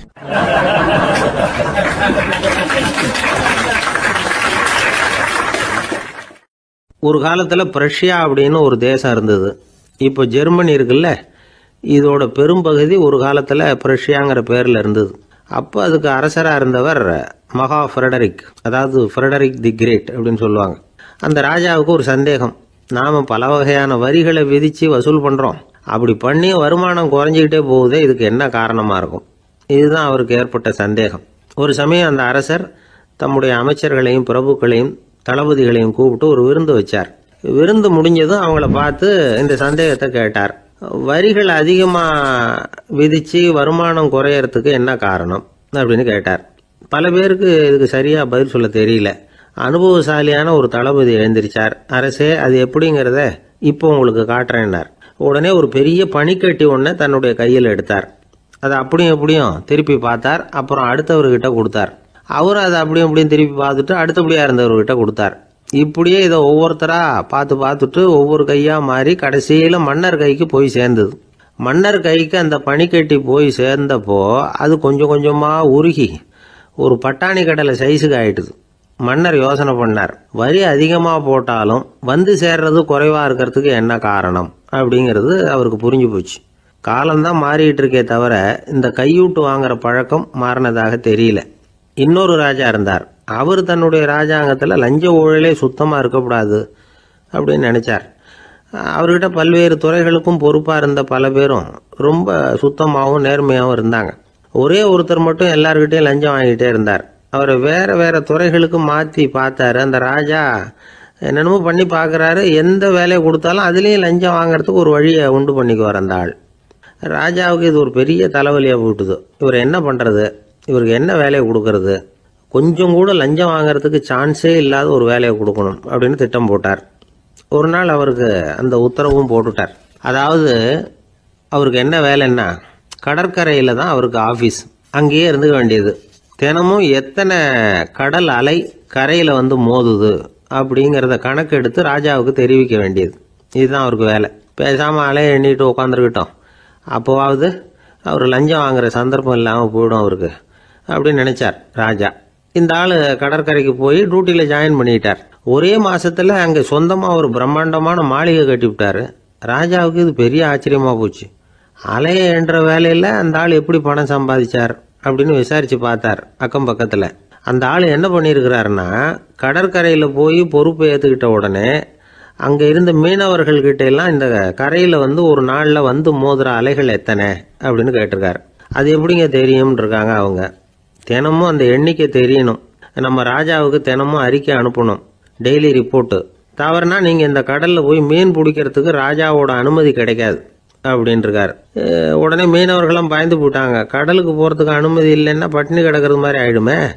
மெதுவாக அந்த ஆளுகிட்ட போனாங்க, காதோட காதா சொன்னாங்க, ஐயா எங்களால் வந்து கடல் அலையை வந்து எண்ண முடியாது, தினமும் எங்களால் முடிஞ்சதை உங்களுக்கு பணமாக கொடுத்துட்றோம், நீங்கள் தான் ராஜா கிட்ட சிபாரிசு பண்ணி நாங்கள் தொடர்ந்து மீன் பிடிக்கிறதுக்கு அனுமதி வாங்கி கொடுக்கணும் அப்படின்னு வேண்டிக்கிட்டாங்க. பணம் தினமும் வந்து சேர ஆரம்பிச்சுட்டுது. பதவியில் மற்ற பதவியோட இந்த பதவி எவ்வளவோ மேல் அப்படின்னு நினச்சிட்டான் அந்த ஆள். அது மட்டும் இல்லை, தயவு பண்ணி என்னை இந்த இடத்த விட்டு மாற்றி விடாதீங்க சார் அப்படின்னு வேற கேட்க ஆரம்பிச்சிட்டானா.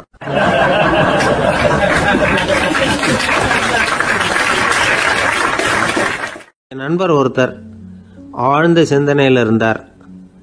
என்ன யோசனை பண்ணுறீங்கன்னு கேட்டேன். தலைவர் ஆகணும்னு பார்க்குறேன், அதுதான் என்ன வழின்னு யோசிச்சுக்கிட்டு இருக்கேன்னார். நான் கூட அது மாதிரி யோசித்து பார்த்தேன், அதுக்கப்புறம் அந்த யோசனையை கை விட்டுட்டேன் அப்படின்னோம். ஏன்னு கேட்டார்.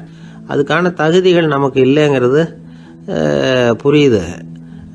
அது நமக்கு புரியறத விட நம்ம விட மற்றவங்களுக்கு நல்லா புரிஞ்சு போச்சு, அதனால் பேசாமல் கம்முன்னு இருந்துடுறது தான் நல்லது அப்படின்னோம். தலைவர் ஆகிறதுக்கு தகுதிகள் வேற உண்டோ அப்படின்னு கேட்டார். அவர் யதார்த்தமாக தான் கேட்குறார். நாங்கள் உடனே எங்ககிட்ட இருந்த ஒரு புத்தகத்தை எடுத்து அவர்கிட்ட கொடுத்தோம், படித்து பாருங்கன்னு. தலைவர் ஆகிறதுக்கு என்ன வழி அப்படிங்கிறத பற்றி அதில் போட்டிருக்கிறாங்க. முதல் வழி என்ன தெரியுமா, ஒரு 4 பேர் முன்னாடி இல்லைன்னா ஒரு கூட்டத்துக்கு முன்னாடி நீங்கள் பேச போகிறீங்க. அப்போ எப்படி ஆரம்பிக்கணும்னா, உண்மையான புகழ்ச்சி, நேர்மையான பாராட்டு, இதோடு ஆரம்பிக்கணும். எடுத்ததுமே அது சரியில்லை இது சரியில்லைன்னு பேசிகிட்டு இருக்கக்கூடாது. மக்களை பார்த்து நீங்கள் தான் தப்பு பண்ணிவிட்டீங்க அப்படின்னு நேரடியாக சொல்லக்கூடாது. தவறு இருந்தாலும் அதை வந்து மறைமுகமாக ஏதாவது கதை சொல்லி அதிலிருந்து அவங்க புரிஞ்சுக்கிற மாதிரி செய்யணும். அடுத்தவங்க பண்ண தப்பு என்னன்னு அலசறதுக்கு முன்னாடி நீங்கள் பண்ணின தப்பு என்னங்கிறத பற்றியே பேசுங்க. எதுக்கும் நேரடியாக உத்தரவு போட்டுக்கிட்டு இருக்கக்கூடாது. இதை நீங்கள் செய்யணும் அப்படின்னு சொல்கிறதுக்கு பதிலாக நீங்கள் இப்படி செஞ்சால் எப்படி இருக்கும் அப்படின்னு கேள்வி மாதிரி கேட்கணுமா. இப்படி கேட்டால் அது உத்தரவு மாதிரி தெரியாதான். அடுத்தவங்க மரியாதையை காப்பாற்றுறது மாதிரி பேசணுமா. உங்கள் பேச்சு இன்னொருத்தரை வந்து அவமானப்படுத்துறது மாதிரி இருக்கக்கூடாதான். ஏண்டா இவங்கிட்ட போய் மாட்டிக்கிட்டோம்னு யாரும் நினச்சிடக்கூடாது. ஒவ்வொரு சின்ன வளர்ச்சியையும் பாராட்டணும். வெற்றி வந்து சாதாரணமாக இருந்தாலும் பாராட்டாமல் இருந்துடக்கூடாது. பாராட்டும் பொழுது தாராளமாக இருக்கணும், குறை சொல்லும் பொழுது கவனமாக இருக்கணும். வாய்க்கு வந்தபடி பேசிவிட்டா அதுக்கப்புறம் வகையாக மாட்டிக்கிட்டு முழிக்க வேண்டியிருக்கும். நீங்கள் பேசுறது இன்னொருத்தருக்கு ஒரு கௌரவத்தையும் மரியாதையும் உண்டு பண்ணுறது மாதிரி இருக்கணும். நீங்கள் பேசுறது அடுத்தவங்களுக்கு இருக்கிற கொஞ்ச நெஞ்ச மரியாதையும் எடுத்து விடுறது மாதிரி இருக்கக்கூடாது. உங்கள் பேச்சை கேட்டால் கேட்குறவங்களுக்கு ஒரு ஊக்கம் வரணும், உற்சாகம் வரணும். தவறு எதுவாக இருந்தாலும் அதை சுலபமாக திருத்திக்கலாம், சரி பண்ணிக்கலாங்கிறது மாதிரி இருக்கணும் உங்கள் பேச்சு. அடுத்தவங்களை சந்தோஷப்படுத்துங்க. உங்கள் யோசனையை கேட்டு நடந்துக்கிறதுனால அந்த சந்தோஷம் அவங்களுக்கு கிடைக்கணும். இந்த தகுதியெல்லாம் உங்ககிட்ட இருந்தால் நீங்கள் ஒரு சிறந்த தலைவராகலாம் அப்படின்னு அந்த புஸ்தகத்தில் போட்டிருக்கு. இந்த காலத்தில் வந்து தலைவர் ஆகிறதுக்கு வேறு சில தகுதிகள்லாம் கூட தேவைப்படுது. ஒரு புள்ள வந்து தன்னுடைய அப்பா கிட்ட, அப்பா உன்ன மாதிரியே நானும் அரசியலில் சேரணும், தலைவர் ஆகணும்னு ஆசைப்படுறேன், இன்னையிலேருந்து எனக்கு அரசியல் பாடம் கற்றுக் கொடு அப்படின்னு கேட்டிருக்கான். அவரும் சரின்னு சொல்லிவிட்டு ஒரு பெரிய ஏணி எடுத்துகிட்டு வந்தாராம். ஒரு செவுத்தில் சாத்தினார். இந்த ஏணியில் ஏறி உயர போய் அங்கே பரன் மேலே இருக்கிற ஒரு புத்தகத்தை எடுத்துகிட்டு வாடான் இருக்கார் மகனை பார்த்து. அப்பா, ஏணி ரொம்ப உயரமாக இருக்குது, நீ ஜாக்கிரதையாக இதை பிடிச்சிக்கோ, நான் ஏறி போகிறேன் அப்படின்னு நான் பையன். பயப்படாத, நான் பார்த்துக்கிறேன்னார் அப்பா.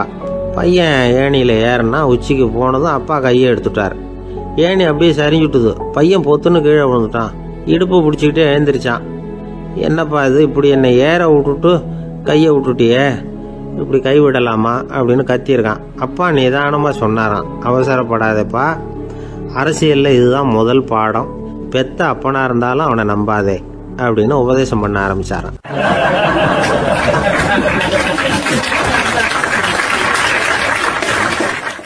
கிபி 1078 மார்ச் மாதம் 19 திங்கட்கிழமை அதிகாலை நேரம் ஒரு குழந்தை பிறந்தது.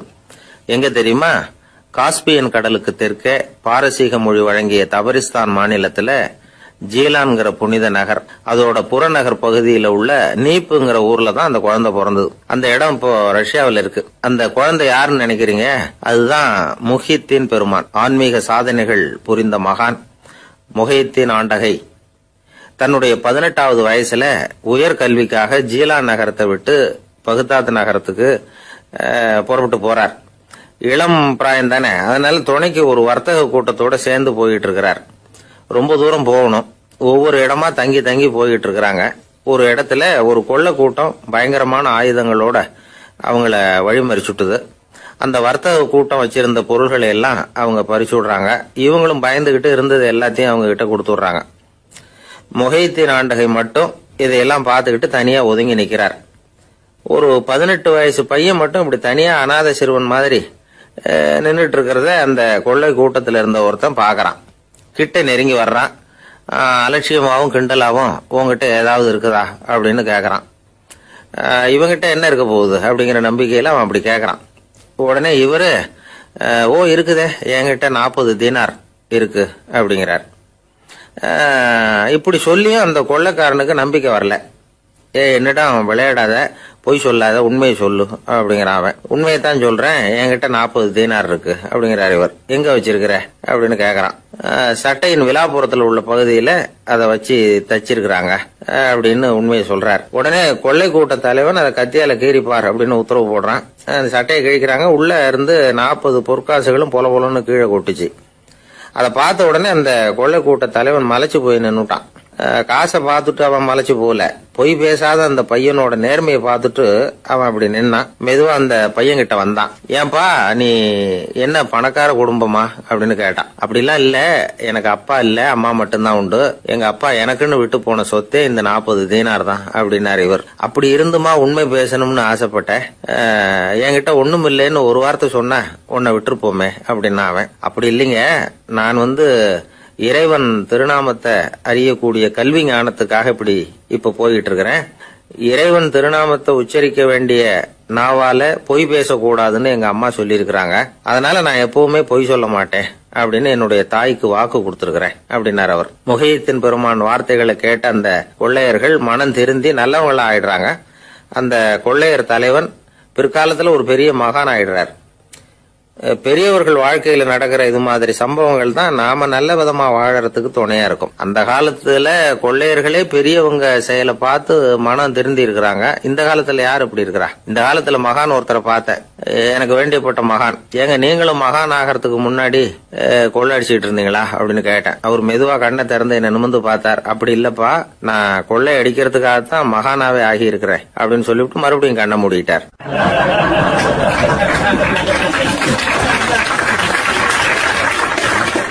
என்னுடைய நீண்டகால நண்பர் ஒருத்தர் வருஷம் தவறாமல் திருநள்ளாறு அப்படிங்கிற திருத்தலத்துக்கு போயிட்டு வர்றது வழக்கம். அங்க என்ன சார் விசேஷம்னு கேட்கறது உண்டு. என்ன இப்படி கேட்குறீங்க? சனி பகவான் நலன் விருப்பப்படி அங்கதானே எழுந்தருளி இருக்கிறார். அவரை போய் பார்த்து ஒரு கும்பிடு போட்டுட்டு வந்தா நம்ம பிடிச்சிருக்கிற சனியெல்லாம் விலகும் அப்படிம்பார். சத்தம் போட்டு சொல்லாதீங்க சார், வீட்டில் வேற யார் காதிலாவது இது விழுந்துற போது அப்படின்னு சொல்றது உண்டு வர்றவங்க. இப்போ நான் சொல்றதுல உள்ள நியாயத்தை புரிஞ்சுக்கிட்டு அவரும் கொஞ்சம் எச்சரிக்கை உணர்வோட நமக்கு நன்றி சொல்லுவார்னு வச்சுங்களேன். அதாவது பார்வை மூலமாவே. அந்த நண்பருக்கு ஆன்மீக விஷயங்கள்ல அதிக ஈடுபாடு உண்டு. அப்பப்போ சில புராண கதைகளை எல்லாம் சொல்றது உண்டு. ரொம்ப சுவாரஸ்யமா இருக்கும். எப்பவுமே புராண விஷயங்களை எல்லாம் அறிவியலுங்கிற தராசில வச்சு எடை போட்டுட்டு இருக்கக்கூடாது. அப்படி பார்த்தா அதெல்லாம் நம்ப முடியாத வெறும் கற்பனைகளா தோணும், மூட நம்பிக்கைகளாகவும் தெரியும். புராணங்களை புராணங்களாவே புரிஞ்சுக்கிறவங்களுக்கு அதெல்லாம் அர்த்தமுள்ள செய்திகளை உள்ளடக்கி இருக்கிறதாக தெரியும். அந்த வகையில தான் இந்த நண்பரும் நிறைய செய்திகளை சொல்றது உண்டு. சனியை போல கொடுக்கிறவனும் இல்லை, சனியை போல கெடுக்கிறவனும் இல்லை அப்படின்னு சோதிடர்கள் சொல்லுவாங்க. நாம ஏதாவது ஒரு வம்புல மாட்டிக்கிட்டா பிடிச்சது சனி அப்படிங்கிறோம்.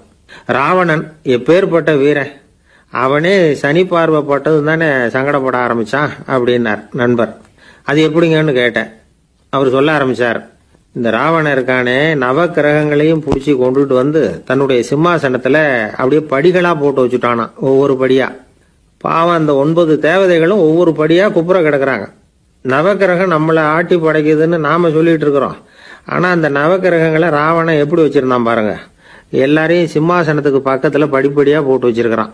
காலை அது மேல வச்சுதான் ஏறி போகணும். வேற வழி இல்லாம எல்லாரும் குப்புற விழுந்து கிடக்குறாங்க. ராவணன் ஒவ்வொரு தடவையும் இவங்க முதுகுல அடி வச்சு ஏறி தான் அந்த சிம்மாசனத்துக்கு போறது வழக்கம். இப்படி நடந்துகிட்டு இருக்கிறது நாரதர் கண்ணுல போட்டுட்டு தான். அவர் சும்மா இருப்பாரா? யோசனை பண்ணார் என்ன செய்யலாம் அப்படின்னு. ஒரு முடிவு பண்ணிட்டு நேரா ராவணன் கிட்ட போனாராம். ராவணா, நீ நவக்கிரகங்களை பிடிச்சு கொண்டாந்து உன்னுடைய சிம்மாசனத்துக்கு படிகளா போட்டு வச்சிருக்கிற, அது உன்னுடைய வீரத்தை காட்டுது. இருந்தாலும் ஒரு விஷயத்த நீ யோசிச்சு பார்க்கணும். ஒவ்வொரு தடவை நீ சிம்மாசனத்துக்கு போகும்பொழுதும் நவக்கிரகங்களின் முதுகல் அடி வச்சு நீ ஏறி போற, அது உனக்கு பெருமை கிடையாது. அவங்களுடைய மார்புல அடி வச்சு ஏறி போகணும், அதுதான் உனக்கு பெருமை அப்படின்னாரா. இவர் சொல்றதும் சரிதானே அப்படின்னு யோசிச்சிருக்கான் ராவணன். உடனே குப்புற கிடந்த நவக்கிரகங்களை திருப்பி மல்லாக்க போட்டான். அவங்க மார்புல அடி வச்சு மேலே ஏறி சிம்மாசனத்துக்கு போனானா. அப்படி போயிட்டு இருக்கும் பொழுது சனி பகவானின் பார்வை அவன் மேல பட்டுதான். அவ்வளவுதான். என்னாச்சு தெரியுமா? சூர்பனகை தேடி வந்தா. சீதையோட அழகை பத்தி தன்னுடைய அண்ணங்கிட்ட சொல்ல ஆரம்பிச்சுட்டா. விவகாரம் ஆரம்பமாயிட்டது. அதுதான் சனியனுடைய வேலை அப்படின்னு சொல்லி இந்த கதையை சொல்லி முடிச்சார் என்னுடைய நண்பர். ஆக சனியின் பார்வை நம்ம பேல படாம பாத்துக்கிறது தான் நல்லதுங்கிறீங்க அப்படின்னு. ஆமா சார், இப்ப கூட நான் உங்க வீட்டுக்கு வந்திருக்கிறதே ஒருத்தருடைய பார்வை என் மேல படக்கூடாதுங்கிறதுக்காகத்தான் அப்படின்னார். யாருங்க அதுன்னு என்னுடைய மாமனார் சார். அவசரத்துக்கு அவர்கிட்ட கொஞ்சம் கடன் வாங்கிவிட்டேன். நம்ம மாப்பிள்ளை தானேன்னு சொல்லி அவரு விட்டு கொடுக்கறதுக்கு தயாரா இல்லை. இன்னைக்கு இப்ப அவரு எங்க வீட்டுக்கு வரக்கூடிய நேரம், அதுதான் அவரு பார்வையிலிருந்து படாம தப்பிக்கலாங்கிறதுக்காக இங்க வந்துட்டேன் அப்படின்னார். பார்வை படணும்னு இருந்தா பட்டுத்தான் தீரும் போல இருக்கு அப்படின்னா. என்ன சார் சொல்றீங்கன்னார் ஒன்னும் புரியாம. நீங்க இங்கதான் வருவீங்கன்னு அவருக்கு ஏற்கனவே தெரியும் போல இருக்கு. அதனால உங்களுக்கு முன்னாடியே உங்க மாமனார் இங்க வந்துட்டார். அதுவும் அந்த பீரோவுக்கு பக்கத்துல தான் பின்னாடி மறைஞ்சு நின்றுட்டு இருக்கிறார் அப்படின்னு.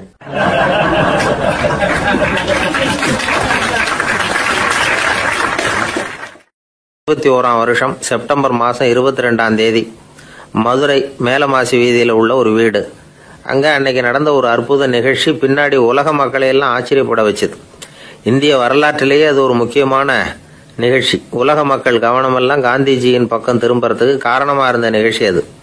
கதர் துணி பிரச்சாரத்துக்காக காந்திஜி மதுரைக்கு வந்திருந்தார். சென்னை துணி வணிகர் சங்கத்தின் துணைத் தலைவர் ஒருத்தர் இருந்தார், ராம்ஜி கல்யாண் சேட்ஜி. அவருடைய வீடு மதுரை மேலமாசி வீதியில் இருந்தது. அந்த வீட்டில் தான் காந்திஜி தங்கியிருந்தார். அப்போது வயலுக்கு போகிற உழவர்கள்லாம் சின்ன சின்ன துண்டை இடுப்பில் கட்டிக்கிட்டு கலப்பையை தூக்கிக்கிட்டு தெருவில் நடந்து போகிறத கவனிச்சார். ஏற்கனவே சேலத்துக்கு தெற்க பல பகுதிகளில் ஆண்களும் பெண்களும் அரைகுறை ஆடைகளோட உழைச்சிக்கிட்டு இருக்கிறத கண்ணால் கண்டிருக்கிறார் அவர். இந்தியரின் சராசரி உடை இவ்வளவுதான் அப்படிங்கிறத புரிஞ்சுக்கிட்டார். மனசை இன்னும் பண்ணியிருக்குது. ராத்திரி பூரா அதை பற்றியே யோசனை. 22/9/21 வியாழக்கிழமை காலையில் காந்திஜி எழுந்திருக்கிறார். அவர் கூட தங்கியிருந்தவங்களையெல்லாம் பார்த்து சொன்னார், இன்னையிலிருந்து அறையில் முழு அகலத்துண்டு தான் கட்டுவேன். குளிர் அதிகமாக உள்ள காலங்களில் மட்டும் போர்வை ஒன்றும் உபயோகப்படுத்துவேன். மற்றபடி மேலங்கியோ குல்லாவோ எதுவும் போட்டுக்க மாட்டேன். தற்காலிகமாக இந்த ஏற்பாட்டை 1 மாசத்துக்கு ஏற்றுக்குவேன். அதுக்கு பிறகு உசிதம் போல எண்ணி பார்த்து முடிவு பண்ணுவேன் அப்படின்னார். அவருடைய குரல் உறுதியாக இருந்துதான். உடனே செயலில் இறங்கினார். தம்முடைய 10 முழ வேட்டி, மேலங்கி, உள் சட்டை, குல்லா எல்லாத்தையும் களைஞ்சார். வேட்டியிலிருந்து ஒரு 4 முழ துணியை எடுத்துக்கிட்டார். இதுக்கு உதவி செஞ்சவர் அன்னைக்கு விருதுநகரில் பிரபல தொண்டராக இருந்த பழனிக்குமார பிள்ளை. வெட்டி எடுத்த துண்டை நீள வாக்கில் ரெட்டையாக மடித்தார். அதை இடுப்பில் துண்டு மாதிரி கட்டிக்கிட்டாரு. தலையில் சின்ன உச்சி குடுமி, அறையில் சின்ன துண்டு, அண்ணல் காந்தி ஆண்டி கோலத்தில் காட்சி அளிக்கிறார். கூட இருந்தவங்கள பார்த்து காரைக்குடிக்கு புறப்படலாமே அப்படின்னார். அவர் நண்பர்களும் சீடர்களும் திகைச்சு போய் நிற்கிறாங்க. இந்த விரதம் நிரந்தரமாக ஆயிடுமோங்கிற பயம் அவங்களுக்கு. எப்படியோ இந்த விவரம் ராஜாஜிக்கு அன்னைக்கு பிரபலமாக விளங்கின தேசபக்தர் டாக்டர் TSS ராஜனுக்கு எட்டுச்சு. உடனே 2 பேரும் ஓடி வந்தாங்க. வேண்டாமே இந்த கோலம் அப்படின்னாங்க. காந்திஜி தன்னுடைய முடிவில் உறுதியாக இருந்தார். ராஜாஜி என்னென்னமோ வாதமெல்லாம் பண்ணி பார்த்தார்.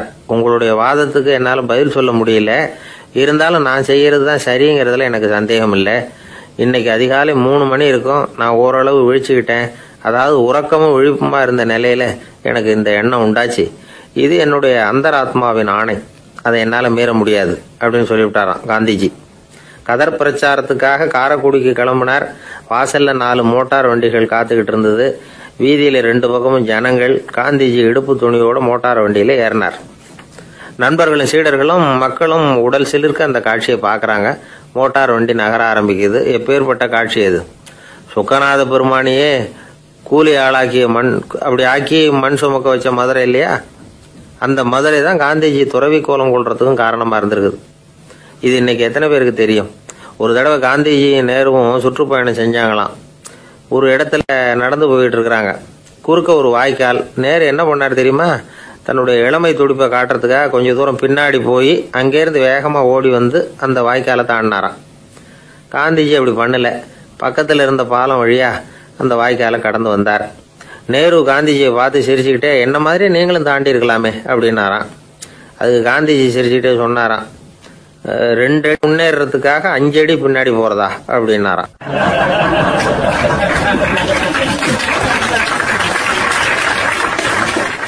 ஒரு பள்ளிக்கூடம். அதுல வசதியான வீட்டுக்குள்ள ஒருத்தன் படிச்சுக்கிட்டு இருந்தான். இன்னொரு ஏழை பையனும் அங்க படிச்சுக்கிட்டு இருக்கிறான். இவங்க 2 பேரும் ஒரே தெருவில் தான் இருக்கிறாங்க. பணக்கார வீட்டு பையன் பங்களாவில் இருந்தான். அவனுக்கு வேலை செய்யறதுக்காக சில வேலை ஆட்கள் உண்டு. அதனால அவன் நல்லா சாப்பிடுவான், தூங்குவான். ஏதோ வரணுமேங்கிறதுக்காக பள்ளிக்கூடத்துக்கு வருவான், போவான், அவ்வளவுதான். இந்த ஏழை பையன் இருக்கானே, அவன் அப்படி இல்லை.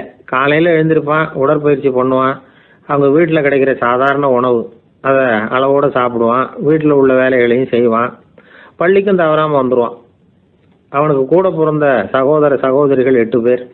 எல்லாரும் தன்னம்பிக்கையோட அவங்க வேலையை செஞ்சுக்கிட்டு இருந்தாங்க. இந்த பையன் எப்பவும் உண்மையை தான் பேசுவான், கடமையை ஒழுங்கா செய்வான். ஆசிரியர்களுக்கு இவனை ரொம்ப பிடிக்கும். அதனால இவனை அந்த பள்ளிக்கூடத்து மாணவர் தலைவனை ஆக்கியிருந்தாங்க. இது அந்த பெரிய இடத்து பையனுக்கு பிடிக்கல. மாணவர் தலைவனுக்கு பணிஞ்சு போறதுக்கும் அவனுக்கு விருப்பம் இல்லை. ஒரு நாள் வகுப்புல ஆசிரியர் எல்லா மாணவர்களுக்கும் ஒரு வேலை கொடுத்தார். எல்லாரும் அதை சுறுசுறுப்பா செஞ்சுக்கிட்டு இருக்கிறாங்க. இவன் மட்டும் சோம்பலா உட்காந்துருக்கிறான். ஆசிரியர் அந்த பக்கமா வந்தார். இதை பார்த்துட்டார். உடனே மாணவர் தலைவனா இருக்கிற அந்த ஏழை பையனை கூப்பிட்டார். பாருப்பா, ஏன் அந்த பையன் இப்படி சும்மா உட்காந்துருக்கிறான், என்னன்னு விசாரிச்சு சொல்லு அப்படின்னு சொல்லிவிட்டு உள்ள போயிட்டார். இவன் மெதுவா போய் அவன்கிட்ட விசாரிச்சான், ஏன் இப்படி சோர்ந்து போய் உட்காந்துருக்கிற அப்படின்னு. அவன் ரொம்ப அலட்சியமா அவனை திரும்பி பார்க்கறான். என்னோட சிரமம் உனக்கு என்ன தெரியும்? வீட்டுல என்னுடைய சௌகரியங்களை கவனிக்கிற வேலை ஆட்கள் 2 பேரும் இன்னைக்கு வேலைக்கு வரல. அதனால என்னோட வேலையெல்லாம் நானே கவனிக்கிற மாதிரி ஆயிட்டுது. அதனால சோர்ந்து போயிட்டேன் அப்படின்னு நானு. அப்புறம் கேட்டிருக்கான், அது சரி, உன்னுடைய வீட்டுல உன்னுடைய வேலைக்காரங்க வராத போது நீ எப்படி சமாளிக்கிற அப்படின்னு கிண்டலா கேட்டிருக்கான். அதாவது இவன் ஏழைங்கிறதையும் இவன் வீட்டுல வேலை செய்யறதுக்கு யாரும் இல்லைங்கிறதையும் இப்படி சொல்லி கிண்டல் பண்றான். இந்த ஏழை பையனுக்கு இது புரிஞ்சுது. மனசு வேதனை போட்டுது.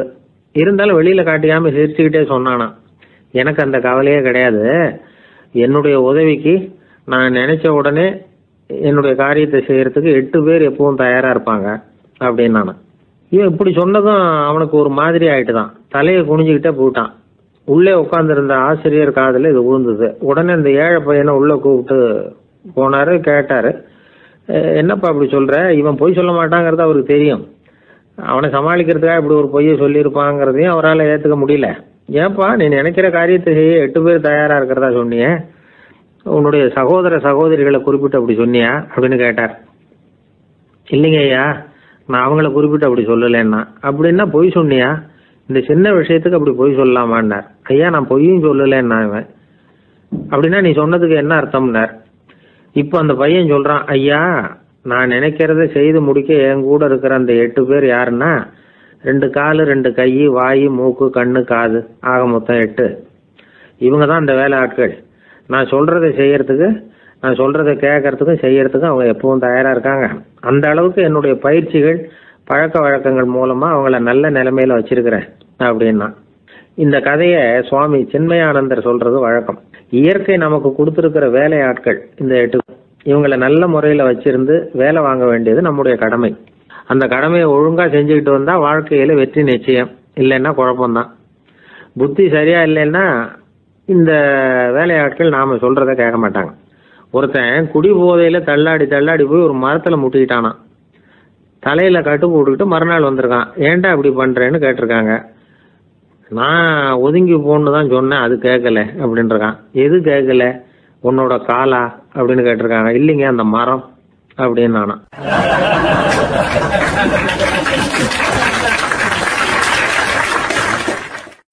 ஒரு ஊர்ல ஒரு ராஜா இருந்தார். அந்த ராஜாவுக்கு ஒரு புள்ள. அந்த புள்ளைக்கு விவரமே தெரியாது. அவன் ஒரு முட்டாளுங்கிறது எல்லாருக்கும் தெரியும். ஆனாலும் அவன் தான் அடுத்தபடியா ஆட்சிக்கு வர வேண்டியவன். ஆட்சி பொறுப்பை ஏற்க வேண்டிய ஒருத்தன் இப்படி இருந்தா என்ன பண்றது அப்படிங்கிறது எல்லாருக்கும் உள்ள கவலை. மன்னர் அமைச்சர்களை கூட்டினார், ஆலோசனை கேட்டார் என்ன பண்ணலாம்னு. இவனை இன்னொரு நாட்டு பல்கலைக்கழகத்துக்கு அனுப்பி பார்க்கலாம், அங்க போய் படிச்சுட்டு வரட்டும், நிறைய படிச்சுட்டு நல்ல ஞானத்தோட திரும்பி வரட்டும், அதுக்கப்புறம் பார்த்துக்கலாம் அப்படிங்கிறது அவங்க சொன்ன ஆலோசனை. மன்னருக்கும் அது சரின்னு தோணுச்சு. மகனை வெளி தேசத்துக்கு அனுப்பி வச்சார். இவனும் போனான், ஒரு பல்கலைக்கழகத்துல சேர்ந்தான், நிறைய படிச்சான்.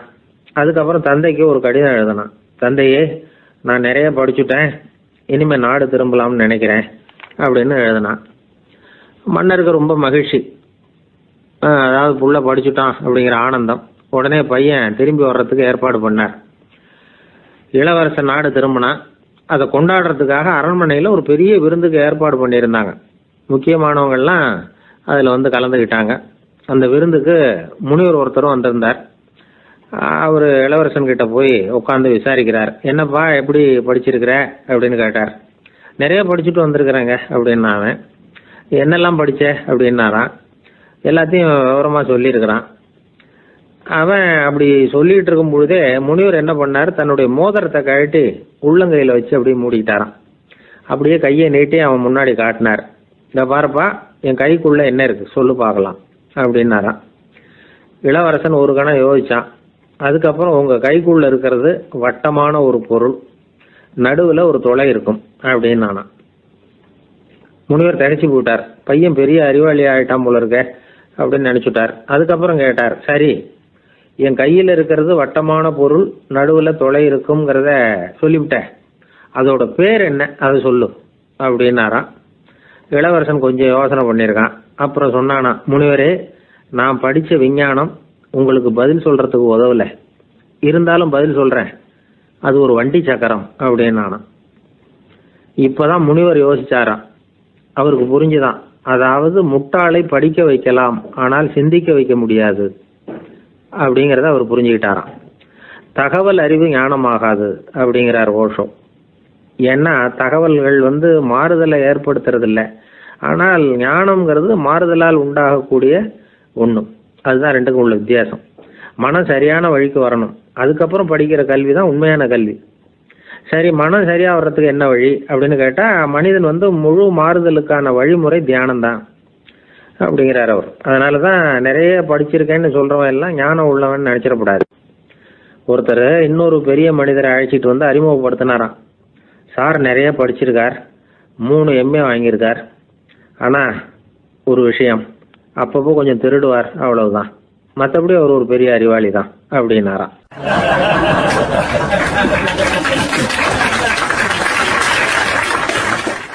ஒருத்தர் குதிரை ரேஸுக்கு போனார், பணம் கட்டினார், தோத்து போயிட்டார். மறுபடியும் போனார், பணம் கட்டினார், தோத்து போனார். அடுத்த தடவையும் பணம் கட்ட போனப்போ அவரை தடுத்து கேட்டோம், ஏன் சார், ஏற்கனவே விட்டது போதாதா, இன்னமும் இருக்கிறத விடணுமா அப்படின்னு கேட்டோம்.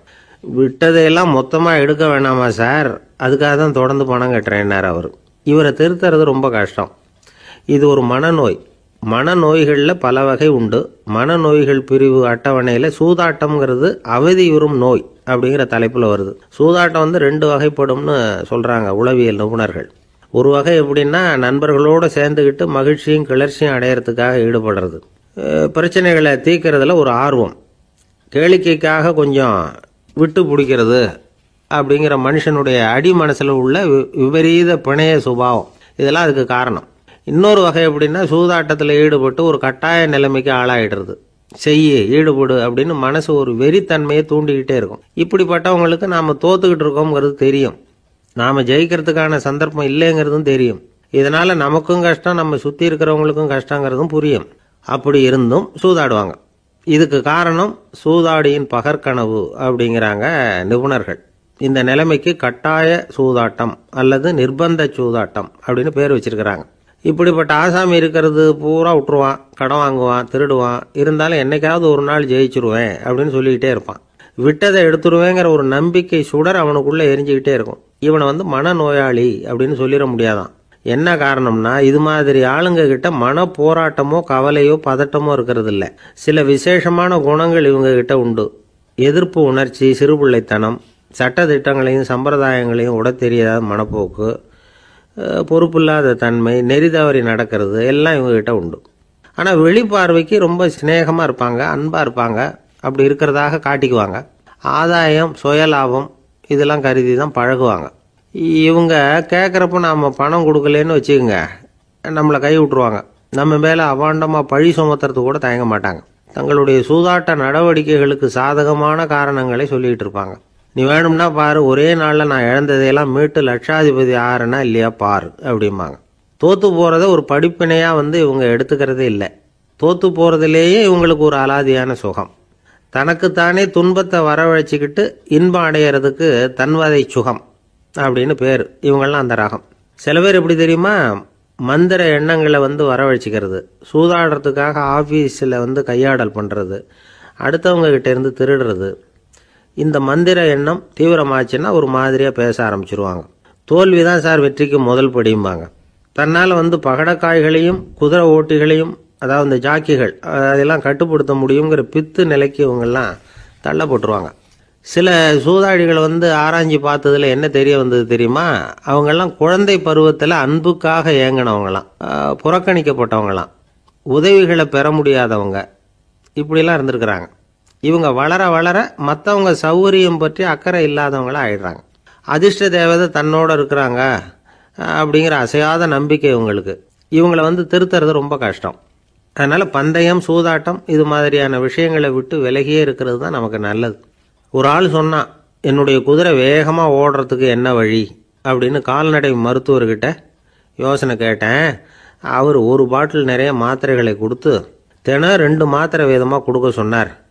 முதல் நாள் 2 மாத்திரையை கொடுத்துட்டு அது மேலே ஏறி உட்கார்றதுக்கு போனேன். அவ்வளவுதான். அதுக்குள்ளே அது அம்பு மாதிரி பாஞ்சு ஓடி போச்சு. நான் இன்னும் உட்காரவே இல்லை, அதுக்குள்ளே பாஞ்சு ஓடி போச்சு அப்படின்னா. அடடா, அப்புறம் நீங்கள் என்ன பண்ணீங்க அப்படின்னு கேட்டாங்க. என்ன பண்ணுறது, மீதி மாத்திரை பூராவே நான் முழுங்கி விட்டு அதுக்கப்புறம் துரத்தி பிடிச்சி அது மேலே ஏறி உட்காந்தேன் அப்படின்னா அவன்.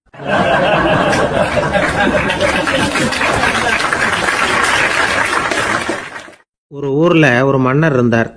அந்த ஊரில் அடிக்கடி சேவல் சண்டை நடக்கிறது வழக்கம். அரண்மனையில் ஒரு ஆள் இருந்தான். மன்னருக்காக அவன் ஒரு சேவல் வாங்கிட்டு வந்தான். சண்டை போடுறதுக்காக அந்த சேவலை தயார் பண்ணிகிட்டு இருந்தான். கொஞ்ச நாள் ஆச்சு.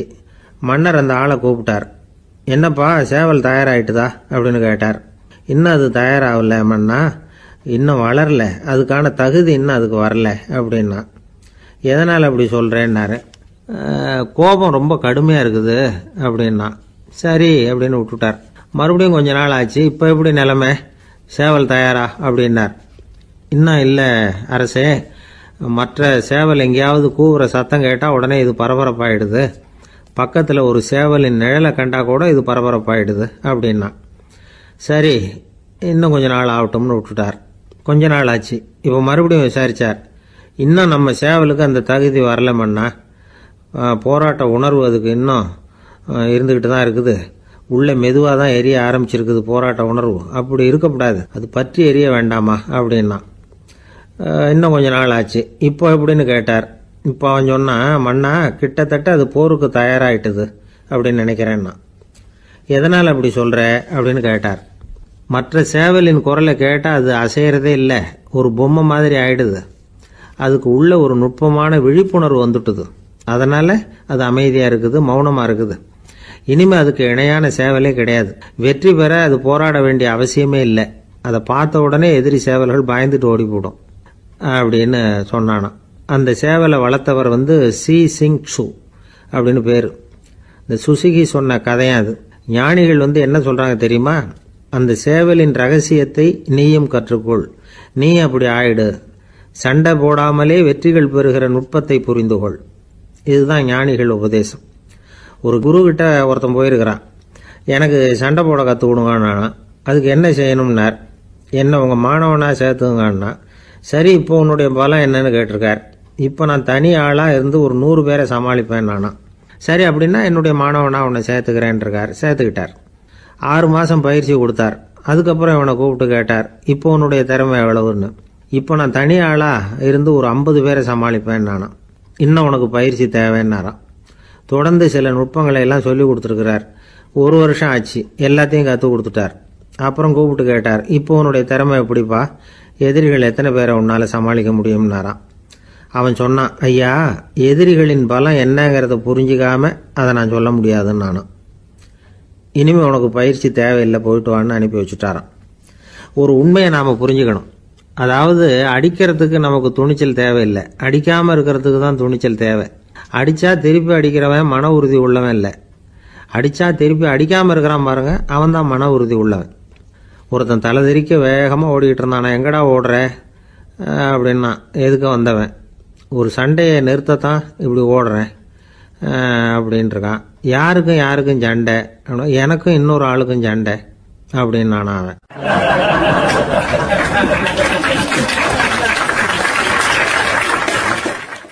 பொங்கல் திருநாள். பொங்கல் திருநாள்னா இது ஏதோ அறுவடை திருநாள் அப்படின்னு சொல்லுவோம். அதாவது வருஷம் பூரா நாம் பாடுபட்டு அதனுடைய பலனை அனுபவிக்கிற நாள் அப்படிங்கிறது நாம் சொல்லிகிட்டு இருக்கிறது. இது முக்கியமாக இது ஒரு நன்றி அறிவிப்பு நாள் அப்படின்னு சொல்லுவாங்க. இன்றைக்கி நிறைய நன்றி அறிவிப்பு கூட்டம்லாம் நடந்துக்கிட்டு இருக்குல்ல, அது மாதிரி விவசாயிகள் நடத்துகிற ஒரு நன்றி அறிவிப்பு விழா இது. யாருக்கு நன்றி சொல்கிறாங்கன்னா, ஆதவனுக்கு. அதாவது சூரியன் இல்லைன்னா விவசாயம் இல்லை. அதனால் ஆதவனுக்கு நன்றி செலுத்துகிற நாளாக இந்த பொங்கல் திருநாளை நாம் கொண்டாடுறோம். அதாவது இந்த பொங்கலில் விவசாயிகள்கிட்டேருந்து நிறைய பண்புகளை நாம் தெரிஞ்சுக்க வேண்டிய நாள் இது. விவசாயிகள் அவங்க விவசாயம் முன்னேறி இருக்கிற அளவுக்கு விவசாயிகளுடைய வாழ்க்கை தரம் முன்னேறலை. அந்த அளவுக்கு அவர்கள் நாட்டுக்காக உழைச்சிக்கிட்டு இருக்கிறாங்க. அந்த காலத்திலே அதை பற்றி ஒரு கதை சொல்கிறது உண்டு. ஒரு வயசான ஆள் நிலத்தில் ஏறு உழுதுகிட்டு இருந்தாராம். கிழிஞ்சு போன ஒரு சின்ன துண்டை தான் இடுப்பில் கட்டியிருந்தாராம். தலையில் ஒரு கந்தலை சுற்றி இருந்தார். உடம்பு பூரா சேரு, ரொம்ப ஏழை. ஏறு ஓட்டிகிட்டு இருக்கிறவர் வேறு எப்படி இருப்பார்? இருந்தாலும் அந்த ஆள் ரொம்ப ஜாலியாக பாட்டு பாடிக்கிட்டே ஏறு உழுதுகிட்டு இருந்தாராம். உடம்புல தான் அவர் ஏழையை தவிர மனசில் ஒரு ஏழையாக தெரியல. அந்த சமயத்தில் அந்த நாட்டு ராஜா அந்த பக்கமாக குதிரை மேலே வந்தாராம். வேட்டைக்கு போயிட்டு பரிவாரங்களோடு திரும்பி வந்துக்கிட்டு இருக்கிறார். ரொம்ப செல்வ செழிப்பில் இருக்கிற ராஜா அவர் இந்த வயசான விவசாயியை பார்த்துருக்கார். இந்த ஆள் ரொம்பவும் ஏழைங்கிறது அவர் பார்த்தாவே பளிச்சுன்னு தெரியுது. கட்டிக்கிறதுக்கு நல்ல துணி இல்லை, உடம்போ இழைச்சி போயிருக்குது, வயிறு முதுகில் போய் ஒட்டிக்கிட்டு இருக்கு, கண்ணு குழி விழுந்து போயிருக்குது. ஆனாலும் முகத்தை பார்த்தா சந்தோஷமாக இருக்கிற மாதிரி இருக்குது. இவ்வளோ உற்சாகமாக பாடிக்கிட்டு இருக்கிறாரே அப்படின்னு ஆச்சரியமாக நினச்சி பார்த்தார் அந்த ராஜா. சரி, அவர்கிட்ட கொஞ்சம் பேச்சு கொடுத்து பார்க்கலாம் அப்படின்னு முடிவு பண்ணார். ஐயா பெரியவரே, இப்படி கொஞ்சம் வர முடியுமான்னாராம். பொழுது போகிறதுக்குள்ளே நான் இந்த வயல் பூரா உழவு ஓட்டி ஆகணும், அதனால் பேசுகிறதுக்கு நேரம் இல்லை அப்படின்னாராம் அந்த பெரியவர். என்ன அவ்வளவு அவசரமாக? மீதி இருந்தால் நாளைக்கு உழுதக்கூடாதா? அது சரி, உனக்கு எத்தனை ஏக்கர் நிலம் இருக்குது அப்படின்னு விசாரிச்சிருக்கார் ராஜா. எனக்குன்னு சொந்தமாக உள்ளங்கை அளவு கூட நிலம் கிடையாது. இது எங்கள் முதலாளியோட நிலம். இதை பூராவும் உழுது முடித்தாதான் அவர் கூலி கொடுப்பார். நான் கூலிக்கு உழுதுகிட்டு இருக்கிறேன். உங்ககிட்ட பேசிக்கிட்டு இருந்தால் அவருக்கு துரோகம் பண்ணது மாதிரி ஆகிடும் அப்படின்னாராம். ராஜா குதிரையை விட்டு கீழே இறங்கினார். வரப்பில் நடந்து அந்த பெரியவர்கிட்டே போனாராம். சரி, ஒரு நாள் பூரா உழுதா உனக்கு எவ்வளவு கூலின்னு கேட்டிருக்கார். 8 அணா கூலி கிடைக்கும்னாராம் அவர். இது ரொம்ப காலத்துக்கு முன்னாடி நடந்த ஒரு சம்பவங்கிறதுனால அப்போ 8 அணா கூலிங்கிறது ரொம்ப பெருசு. இருந்தாலும் அதுவும் அந்த ராஜாவுக்கு பெரிய கூலியாக தெரியல. இவ்வளவு தானா, இதை வச்சுக்கிட்டு நீ எப்படி காலம் தள்ளுற அப்படின்னாராம். ஒன்றும் கவலை இல்லை அப்படின்னாராம் அவர். ராஜாவுக்கு ரொம்ப ஆச்சரியமாக போச்சு. 8 அணா கூலி வாங்குற இந்த ஆள் கவலை இல்லாமல் இருக்கிறார், ஏராளமான வசதியோடு இருக்கிறன்னா கவலை இல்லாமல் வாழ முடியலையே அப்படின்னு நினச்சி பார்த்துருக்கார். அது சரி, 8 அணாவில் எப்படி குடும்பம் நடத்துகிற அப்படின்னு கேட்டாராம். எனக்கு கிடைக்கிற 8 அணாவில் 2 அணா குடும்பத்துக்கு செலவழிக்கிறேன், 2 அணா பழைய கடனுக்கு கொடுக்குறேன், 2 அணா தர்மம் செய்கிறேன், 2 அணா வட்டிக்கு கொடுக்குறேன், ஒரு குறையும் இல்லைன்னாராம். ராஜாவுக்கு ஒன்றும் புரியல. எனக்கு ஒன்றும் புரியலேன்னு இருக்கார். ஐயா, எனக்கும் என் மனைவிக்கும் 2 அணா செலவாகுது. வயசான அம்மா அப்பா இருக்கிறாங்க, சின்ன வயசில் என்னை காப்பாற்றினவங்க அவங்க. அந்த கடனுக்கு 2 அணா செலவாகுது, அது பழைய கடன். என் தங்கச்சி ஒருத்தி ஆதரவு இல்லாத நிலைமையில் தன்னுடைய மகனோட என் வீட்டில் இருக்கிறா. அவளுக்கும் அவள் மகனுக்கும் 2 அணா செலவு பண்ணுறேன், அது தர்மம். எனக்கு 2 பிள்ளைங்க இருக்கிறாங்க, அவங்களுக்கு 2 அணா செலவு பண்ணுறேன், அது வட்டிக்கு கொடுக்கறது மாதிரி. பிற்காலத்தில் அவங்க எங்களை காப்பாற்றுவாங்க. அந்த வகையில் நான் திருப்தியோடு வாழ்ந்துக்கிட்டு இருக்கிறேன் அப்படின்னாராம். ராஜாவுக்கு அர்த்தம் புரிய ஆரம்பிச்சுதான். அந்த பெரிய நிலத்தை விலை கொடுத்து வாங்கி அந்த பெரியவருக்கே தானமாக கொடுத்துட்டாராம். இப்போ உழுதவருக்கே நிலம் சொந்தமாயிட்டுது. அன்னையிலேருந்து அரசனுக்கும் ஆறுதல் கிடைச்சிதான். இப்படி ஒரு கதை சொல்லுவாங்க. 8 அணா வருமானத்தை வச்சுக்கிட்டு எப்படி காலத்தை தள்ளுறதுன்னு சொல்கிறதுக்காக இந்த கதையை சொல்கிறதாக யாரும் தப்பாக நினச்சிக்கக்கூடாது. கிடைக்கிறத எப்படி பங்கு போடுறார், எப்படி திருப்தியாக வாழறார் அப்படிங்கிறது தான் முக்கியம். அது மாதிரி இன்றைக்கு இந்த பொங்கல் திருநாளில் உழவர்கள் மனசு மகிழ்ச்சியாக இருந்ததுன்னா அது எல்லாரும் மகிழ்ச்சியாக இருக்கிறது மாதிரி அர்த்தம். அதனால் அவர்கள்ட்டேருந்து நாம் பாடம் கற்றுக்கணும். சில உழவர்கள் தங்கள் நிலத்தில் விளையிறத தாங்கள் சாப்பிட மாட்டாங்க, அடுத்தவங்கள்ட்ட விற்றுட்டு சந்தையில் போய் வேறு அரிசி வாங்கிட்டு தான் இவங்க சாப்பிடுவாங்க. அப்படிப்பட்ட விவசாயிகள்லாம் இது உண்டு. பங்கிடுகிற பண்பை உழவர்கள்ட்டேருந்து கற்றுக்கொள்ளுங்கள் அப்படிம்பாங்க. ஒரு ஆள் நிம்மதியாக மகிழ்ச்சியாக இருந்தானா, உங்கள் நிம்மதிக்கும் மகிழ்ச்சிக்கும் என்ன காரணம்னு கேட்டிருக்கார் இன்னொருத்தர். என்கிட்ட இருந்தது பூராவையும் என் பிள்ளைங்களுக்கு சமமாக பங்கு போட்டு கொடுத்துட்டேன், எனக்குன்னு எதுவுமே வச்சுக்கல, அதுதான் நிம்மதிக்கு காரணம்ன்றிருக்கான். உங்ககிட்ட இருந்தது எவ்வளவு இருந்தது அப்படின்னு கேட்டிருக்காரு அவர். மொத்தமாக ஒரு 50,000 ரூபா இருக்கும் அப்படின்னு இருக்கான். அவ்வளவும் பணமாகவே இருந்ததா அப்படின்னு கேட்டிருக்காங்க அவங்க. இல்லைங்க, அவ்வளவும் கடன், அதை தான் பிரித்து கொடுத்துருக்கேன் பிள்ளைங்க கிட்ட அப்படின்னு நானா அவன்.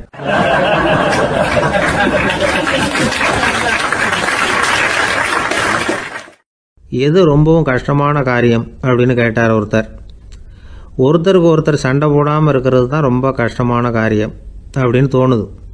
ஒரு நாட்டுக்கும் இன்னொரு நாட்டுக்கும் சண்டை, நாட்டுக்குள்ளேயே ஒரு குரூப்புக்கும் இன்னொரு குரூப்புக்கும் சண்டை. ஏன் சண்டை போட்டுக்கிறீங்கன்னு கேட்டு பாருங்கள். நாங்கள் சமாதானத்துக்காக தான் சண்டை போட்டுக்கிறோம் அப்படிம்பாங்க. வாழறதுக்காக பிறந்த மனுஷன் லட்சியத்துக்காக உயிரை விட தயார் அப்படின்னு சொல்லிகிட்டு இருப்பான். அப்படி உயிரை விடுறவங்கள நாமளும் பாராட்டுவோம். ஆனால் ஒன்றுமில்லாத விஷயங்களுக்கெல்லாம் சண்டை போடுறவங்களெல்லாம், அப்படிப்பட்டவங்களையும் சரி உயிரை விடுறவங்களையும் சரி என்னென்னு சொல்கிறது. யுத்தங்களாலேயும் சண்டைகளாலேயும் நாம் அடையிறது என்னங்கிறது ஒரு பக்கம் இருக்கட்டும், இழக்கிறது என்ன தெரியுமா? ஏராளமான உயிர்கள். ரத்தம் சிந்துறதுக்கு நான் தயார் அப்படின்னு மார்தட்டி சொல்லலாம். ஆனால் ரத்தம் சிந்தினா உயிர் காத்துக்கிட்டு இருக்க தயார் இல்லை. அதாவது உயிர் நமக்காக காத்துக்கிட்டு இருக்க தயார் இல்லை. இழக்கிற ரத்தத்தை ஈடுகட்டினா தான் உயிரை காப்பாற்ற முடியும். அதனால் இது சம்பந்தமாக ஆராய்ச்சி செய்கிற கட்டாயம் ஏற்பட்டு போச்சு. அதோட விளைவாக புதுசாக ஒன்றை கண்டுபிடிச்சிருக்கிறாங்க. அதுதான் செயற்கை ரத்த பொடி. இப்போ இந்த திடீர் சாம்பார் பொடி, திடீர் ரசப்பொடி, திடீர் காப்பி பொடி இப்படிலாம் சொல்கிறோம்ல, அது மாதிரி இது திடீர் ரத்த பொடி. இஸ்ரேல் ஒரு சின்ன நாடு, மக்கள் தொகை குறைச்சல், அதோட போர்கள் வேறு. அதனால் காயம்பட்டவங்களை காப்பாற்றியே தீர வேண்டிய கட்டாயம். காப்பாற்றணும்னா ரத்த இழப்பை தடுக்கணும். அப்படின்னா உடனடியாக புது ரத்தம் செலுத்தி ஆகணும். திடீர்னு ரத்தம் வேணும்னா எங்கே போகிறது? அதுவும் கிடைக்கிற ரத்தம் சேர்கிற குரூப்பாக இருக்கணும். ஒரு வேடிக்கை பார்த்தீங்களா, நான் வேறு குரூப்பு நீ வேறு குரூப்புன்னு இவன் சண்டை போடுறான். இதில் அடிபட்டவனுக்கு ரத்தம் கொடுக்க போனால் அதுலேயும் அது வேறு வேறு குரூப்பாக இருக்குது. அது ரத்தமும் வேறு வேறு குரூப்புன்னு சொல்லிகிட்டு இருக்குது. எந்த குரூப்பு ரத்தம் வேணும், அது உடனடியாக கிடைக்கலன்னா என்ன பண்ணுறது? இப்படிப்பட்ட கஷ்டம்லாம் நமக்கு வந்துடுது.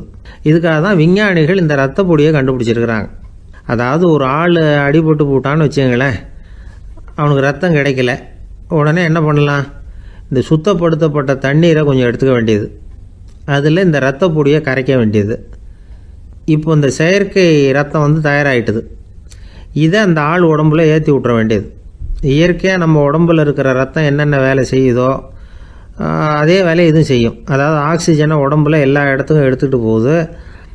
அந்த வேலையை இந்த செயற்கை ரத்தமும் செஞ்சுருது. ஆனால் ஒரு விஷயம், இந்த செயற்கை ரத்தம் ஒரு அவசரத்துக்கு தான் உபயோகப்படுத்தலாம், ஒரு முதல் உதவி மாதிரி. அதை அப்படியே நிரந்தரமாக விட்டுற முடியாது. பின்னாடி வந்து தேவையான குரூப்பு உண்மையான ரத்தம் கிடைச்ச உடனே அதை செலுத்திக்கணும். உண்மையான ரத்தத்தை 20லேருந்து 40 நாள் வரைக்கும் தான் பாதுகாக்க முடியும். அதுவும் குளிர்பதன பெட்டியில். அதுக்குள்ளே உபயோகப்படுத்தலைன்னா அது வீணாக போயிடும். இந்த ரத்த பொடி அப்படி இல்லை, எவ்வளோ நாள் வேணும்னாலும் அப்படியே வச்சுருக்கலாம். குளிர்பதன பெட்டியும் தேவையில்லை. ஆனால் ஒன்று, இது தண்ணியில் கலந்து செயற்கை ரத்தமாக ஆக்கிவிட்டா அதோட வலு 72 மணி நேரம் தான், அதாவது 3 நாள். அதுக்குள்ளே அந்த ஆசாமியை எங்கேயாவது ஆஸ்பத்திரிக்கு தூக்கிட்டு போய் உண்மையான ரத்தத்தை கொடுத்துடணும். சண்டையில் அடிபடுறவங்க, சாலை விபத்தில் அடிபடுறவங்க, இவங்களுக்கெல்லாம் அவசரத்துக்கு கை கொடுத்து உதவுறது இந்த செயற்கை ரத்த பொடி. அதுக்கப்புறம் நாம் கொடுக்குற ரத்தம் தான் அவங்கள காப்பாற்றணும். இன்றைக்கி வந்து ரத்தத்தை தானமாக கொடுக்க தயாராக இருக்கிற நல்ல உள்ளங்கள் ஏராளம். எவ்வளவு ஆக்சிடெண்ட்டு, ஆப்ரேஷன், இதில் சம்மந்தப்பட்டவங்களை வந்து காப்பாற்றுறது நாம் தானமாக கொடுக்குற ரத்தம் தானே.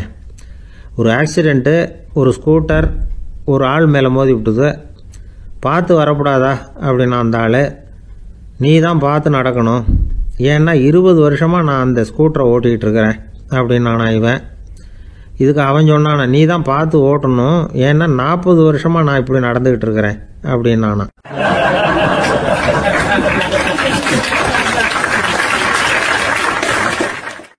அந்த மரத்தின் உச்சியில ஒரு பறவை கூடு, ஏதோ ஒரு பறவை கூடு கட்டியிருந்தது. அது என்ன பறவைன்னா ராஜாளி. ஒரு குரங்கு அந்த மரத்து கிளையில தாவி தாவி குதிச்சுக்கிட்டு இருந்தது. அப்போ இந்த கூட்டுல இருந்த முட்டை அது கண்ணுல போட்டுட்டுது. அதுக்கப்புறம் அது சும்மா இருக்குமா, விளையாட்டா ஒரு முட்டையை எடுத்தது, மரத்தை விட்டு கீழே இறங்குச்சு. கீழே ஒரு குப்பை மேட்டில் ஒரு கோழி சில முட்டைகளை அது பாட்டுக்கு இட்டு வச்சிருந்தது. குரங்கு தன் கையில் இருந்த ராஜாளி பறவையோட முட்டையை அந்த கோழி முட்டைகளோட சேர்த்து போட்டுட்டு போயிட்டுது. கோழி வந்தது, பார்த்தது, அதுக்கு ஒன்றும் வித்தியாசம் புரியல. தன்னுடைய முட்டைகளோட சேர்த்து அந்த ராஜாளி முட்டையையும் சேர்த்து அடைகாத்துது. கொஞ்ச நாள்ல குஞ்சுகள்லாம் பொரிச்சுது, எல்லாம் முட்டை விட்டு வெளியில வந்தது. ராஜாளி பறவையோட குஞ்சு அந்த கோழி குஞ்சுகளோடவே சேர்ந்து வளர்ந்தது. மற்ற கோழி குஞ்சுகள் போலவே இதுவும் குப்பையை கிளறிச்சு புழு பூச்சிகளை சாப்பிட்டுது. காக்கைகள் தாக்கிறதுக்கு வந்ததுன்னா மற்ற கோழி குஞ்சுகள் மாதிரியே இதுவும் பயந்து போய் தாய் கோழியின் சிறகுகளுக்கு உள்ள வந்து ஒளிஞ்சிக்கும். இப்படியே கொஞ்ச காலம் போச்சு. குஞ்சுகள்லாம் வளர்ந்து பெருசாயிட்டுது. சிலது சேவல்கள் ஆச்சு, சிலது கோழிகள் ஆச்சு. அந்த ஒண்ணு மட்டும் ராஜாளி ஆச்சு. ஆனா ஒரு விஷயம், தான் ஒரு ராஜாளிங்கிறது அந்த பறவைக்கு தெரியாது. தன்னையும் ஒரு கோழின்னே அது நினைச்சுக்கிட்டு இருக்கு. அப்படி நினைச்சுக்கிட்டு குப்பை மேட்டை கிளறிக்கிட்டு இருக்கு. ஒரு நாள் சாயந்தர நேரம் இந்த ராஜாளி பறவை கீழே அது பாட்டுக்கு வழக்கம் போல குப்பையை கிளறிக்கிட்டு இருக்குது. அப்போ அண்ணாந்து பாக்குது. வானத்துல உயரத்துல கூட்டமா ராஜாளி பறவைகள் உல்லாசமா வட்டம் அடிச்சு பறந்துகிட்டு இருக்கு. அதை இது பாக்குது. இதுக்கு மனசுக்குள்ள ஏக்கமா போச்சான். அப்போ இதுக்கு ஆண்டவன் பேர்ல கோபம் வந்துதான். ஆண்டவனுக்கு என் பேர்ல ஏன் இந்த ஓர வஞ்சனை, என்னையும் ஒரு ராஜாளியா படைச்சிருந்தா நானும் கூட இந்நேரம் ஆகாயத்துல உல்லாசமா பறந்துகிட்டு இருப்பேனே அப்படின்னு நினைச்சு வருத்தப்பட்டுதான். இது வேடிக்கையா இருக்குல்ல.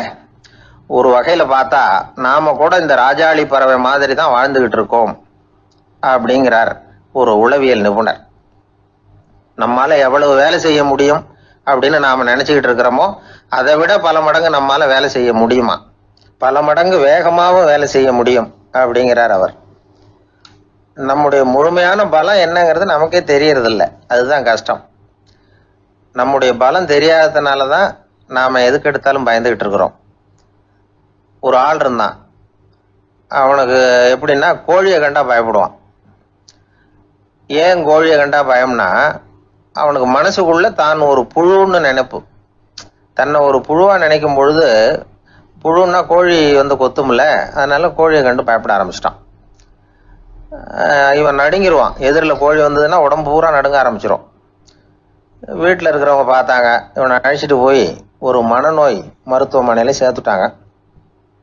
அங்க உள்ள டாக்டர் இவருக்கு சிகிச்சையெல்லாம் கொடுத்தார். ஒரு வாரம் இவனை தங்க வச்சு வேண்டிய சிகிச்சையெல்லாம் கொடுத்து மன ரீதியாக அவனை மாற்றி சரி இனிமேல் நீ வீட்டுக்கு போகலாம்னு சொல்லி அனுப்பி வச்சார். வீட்டுக்கு புறப்பட்டான். அப்போ சொன்னார், இதை பாருப்பா, நீ வீட்டுக்கு போகலாம், நேராக வீட்டுக்கு போ, நல்லா ஞாபகம் வச்சுக்கோ, இனிமே நீ ஒரு புழு கிடையாது, மனுஷன், தைரியமாக புறப்படு, போயிட்டு வா அப்படின்னு சொல்லி வழி அனுப்பி வச்சார். சரிங்க டாக்டர்னு சொல்லிவிட்டு இவன் புறப்பட்டு போனான். பாதி வழி போயிருப்பான். லேசா நிமிர்ந்து பார்க்குறான், எதிரில் ஒரு கோழி வந்துகிட்டு இருக்கு. அது பாட்டுக்கு சாதாரணமாக நடந்து வந்துகிட்டு இருந்தது. அவ்வளவுதான், இவன் உடம்பு கிடுகிடுன்னு ஆட ஆரம்பிச்சுட்டுது. திரும்பி ஓடி வந்துட்டான். டாக்டர் கேட்டார், ஏன்பா திரும்பி ஓடி வந்துட்டேன்னு. பாதி தூரம் போயிட்டேன் டாக்டர், எதிரில் ஒரு கோழி வந்துகிட்டு இருக்குது, அதான் பயமாக இருந்தது, வந்துட்டேன்னா. டாக்டருக்கு ஒரு மாதிரி ஆகிடுது. அவர் சொன்னார், இதை பாருப்பா, நான் தான் சொன்னேனே, நீ ஒரு புழு இல்லை, மனுஷன். இனிமே நீ புழு கிடையாது, நீ ஒரு மனுஷன். நீ ஒரு புழு இல்லைங்கிறது இன்னமும் உனக்கு புரியலையா அப்படின்னார் டாக்டர். நான் புழு இல்லைங்கிறது எனக்கு தெரிஞ்சுட்டுது டாக்டர், இது அந்த கோழிக்கு தெரியுமான்னு தெரியலையே அப்படின்னா. இவெல்லாம் எந்த காலத்தில் மாறுறது? அதனால வாழ்க்கையில் வெற்றி பெறணும் அப்படின்னு நினைக்கிறவங்க யாரா இருந்தாலும் தன்னுடைய பலம் என்ன அப்படிங்கிறத முதல்ல புரிஞ்சுக்கணும். தன்னுடைய சக்தியை புரிஞ்சுக்கிட்டவன் வெற்றி பெறுவது நிச்சயம்.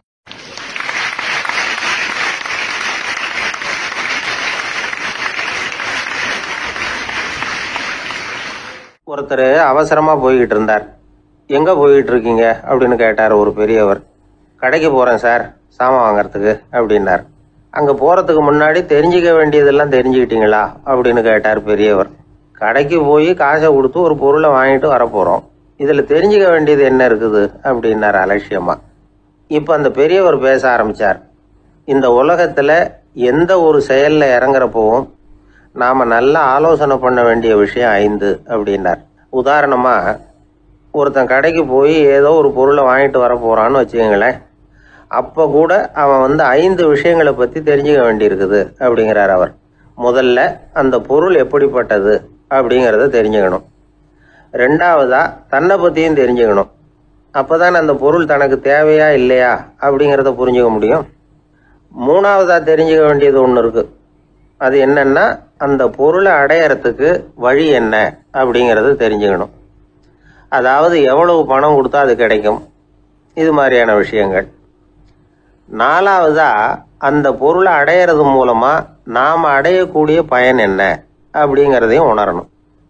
அஞ்சாவது, அந்த பொருளை அடையிறதுல இருக்கக்கூடிய தடை எது அப்படிங்கிறதையும் நாம் தெரிஞ்சுக்கணும்.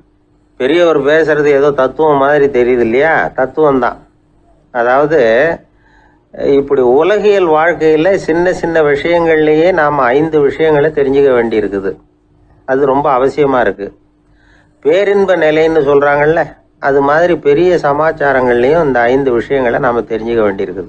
அதுக்கு பேர் என்னன்னா அர்த்த பஞ்சகம். வைணவ சமயத்தில் அர்த்த பஞ்சகம்ங்கிறது ரொம்ப பெரிய விஷயம். கடைக்கு போகிறது மாதிரி கடவுளை பார்க்க போகிறப்போ நாம் 5 விஷயங்களை தெரிஞ்சுக்கணுமா.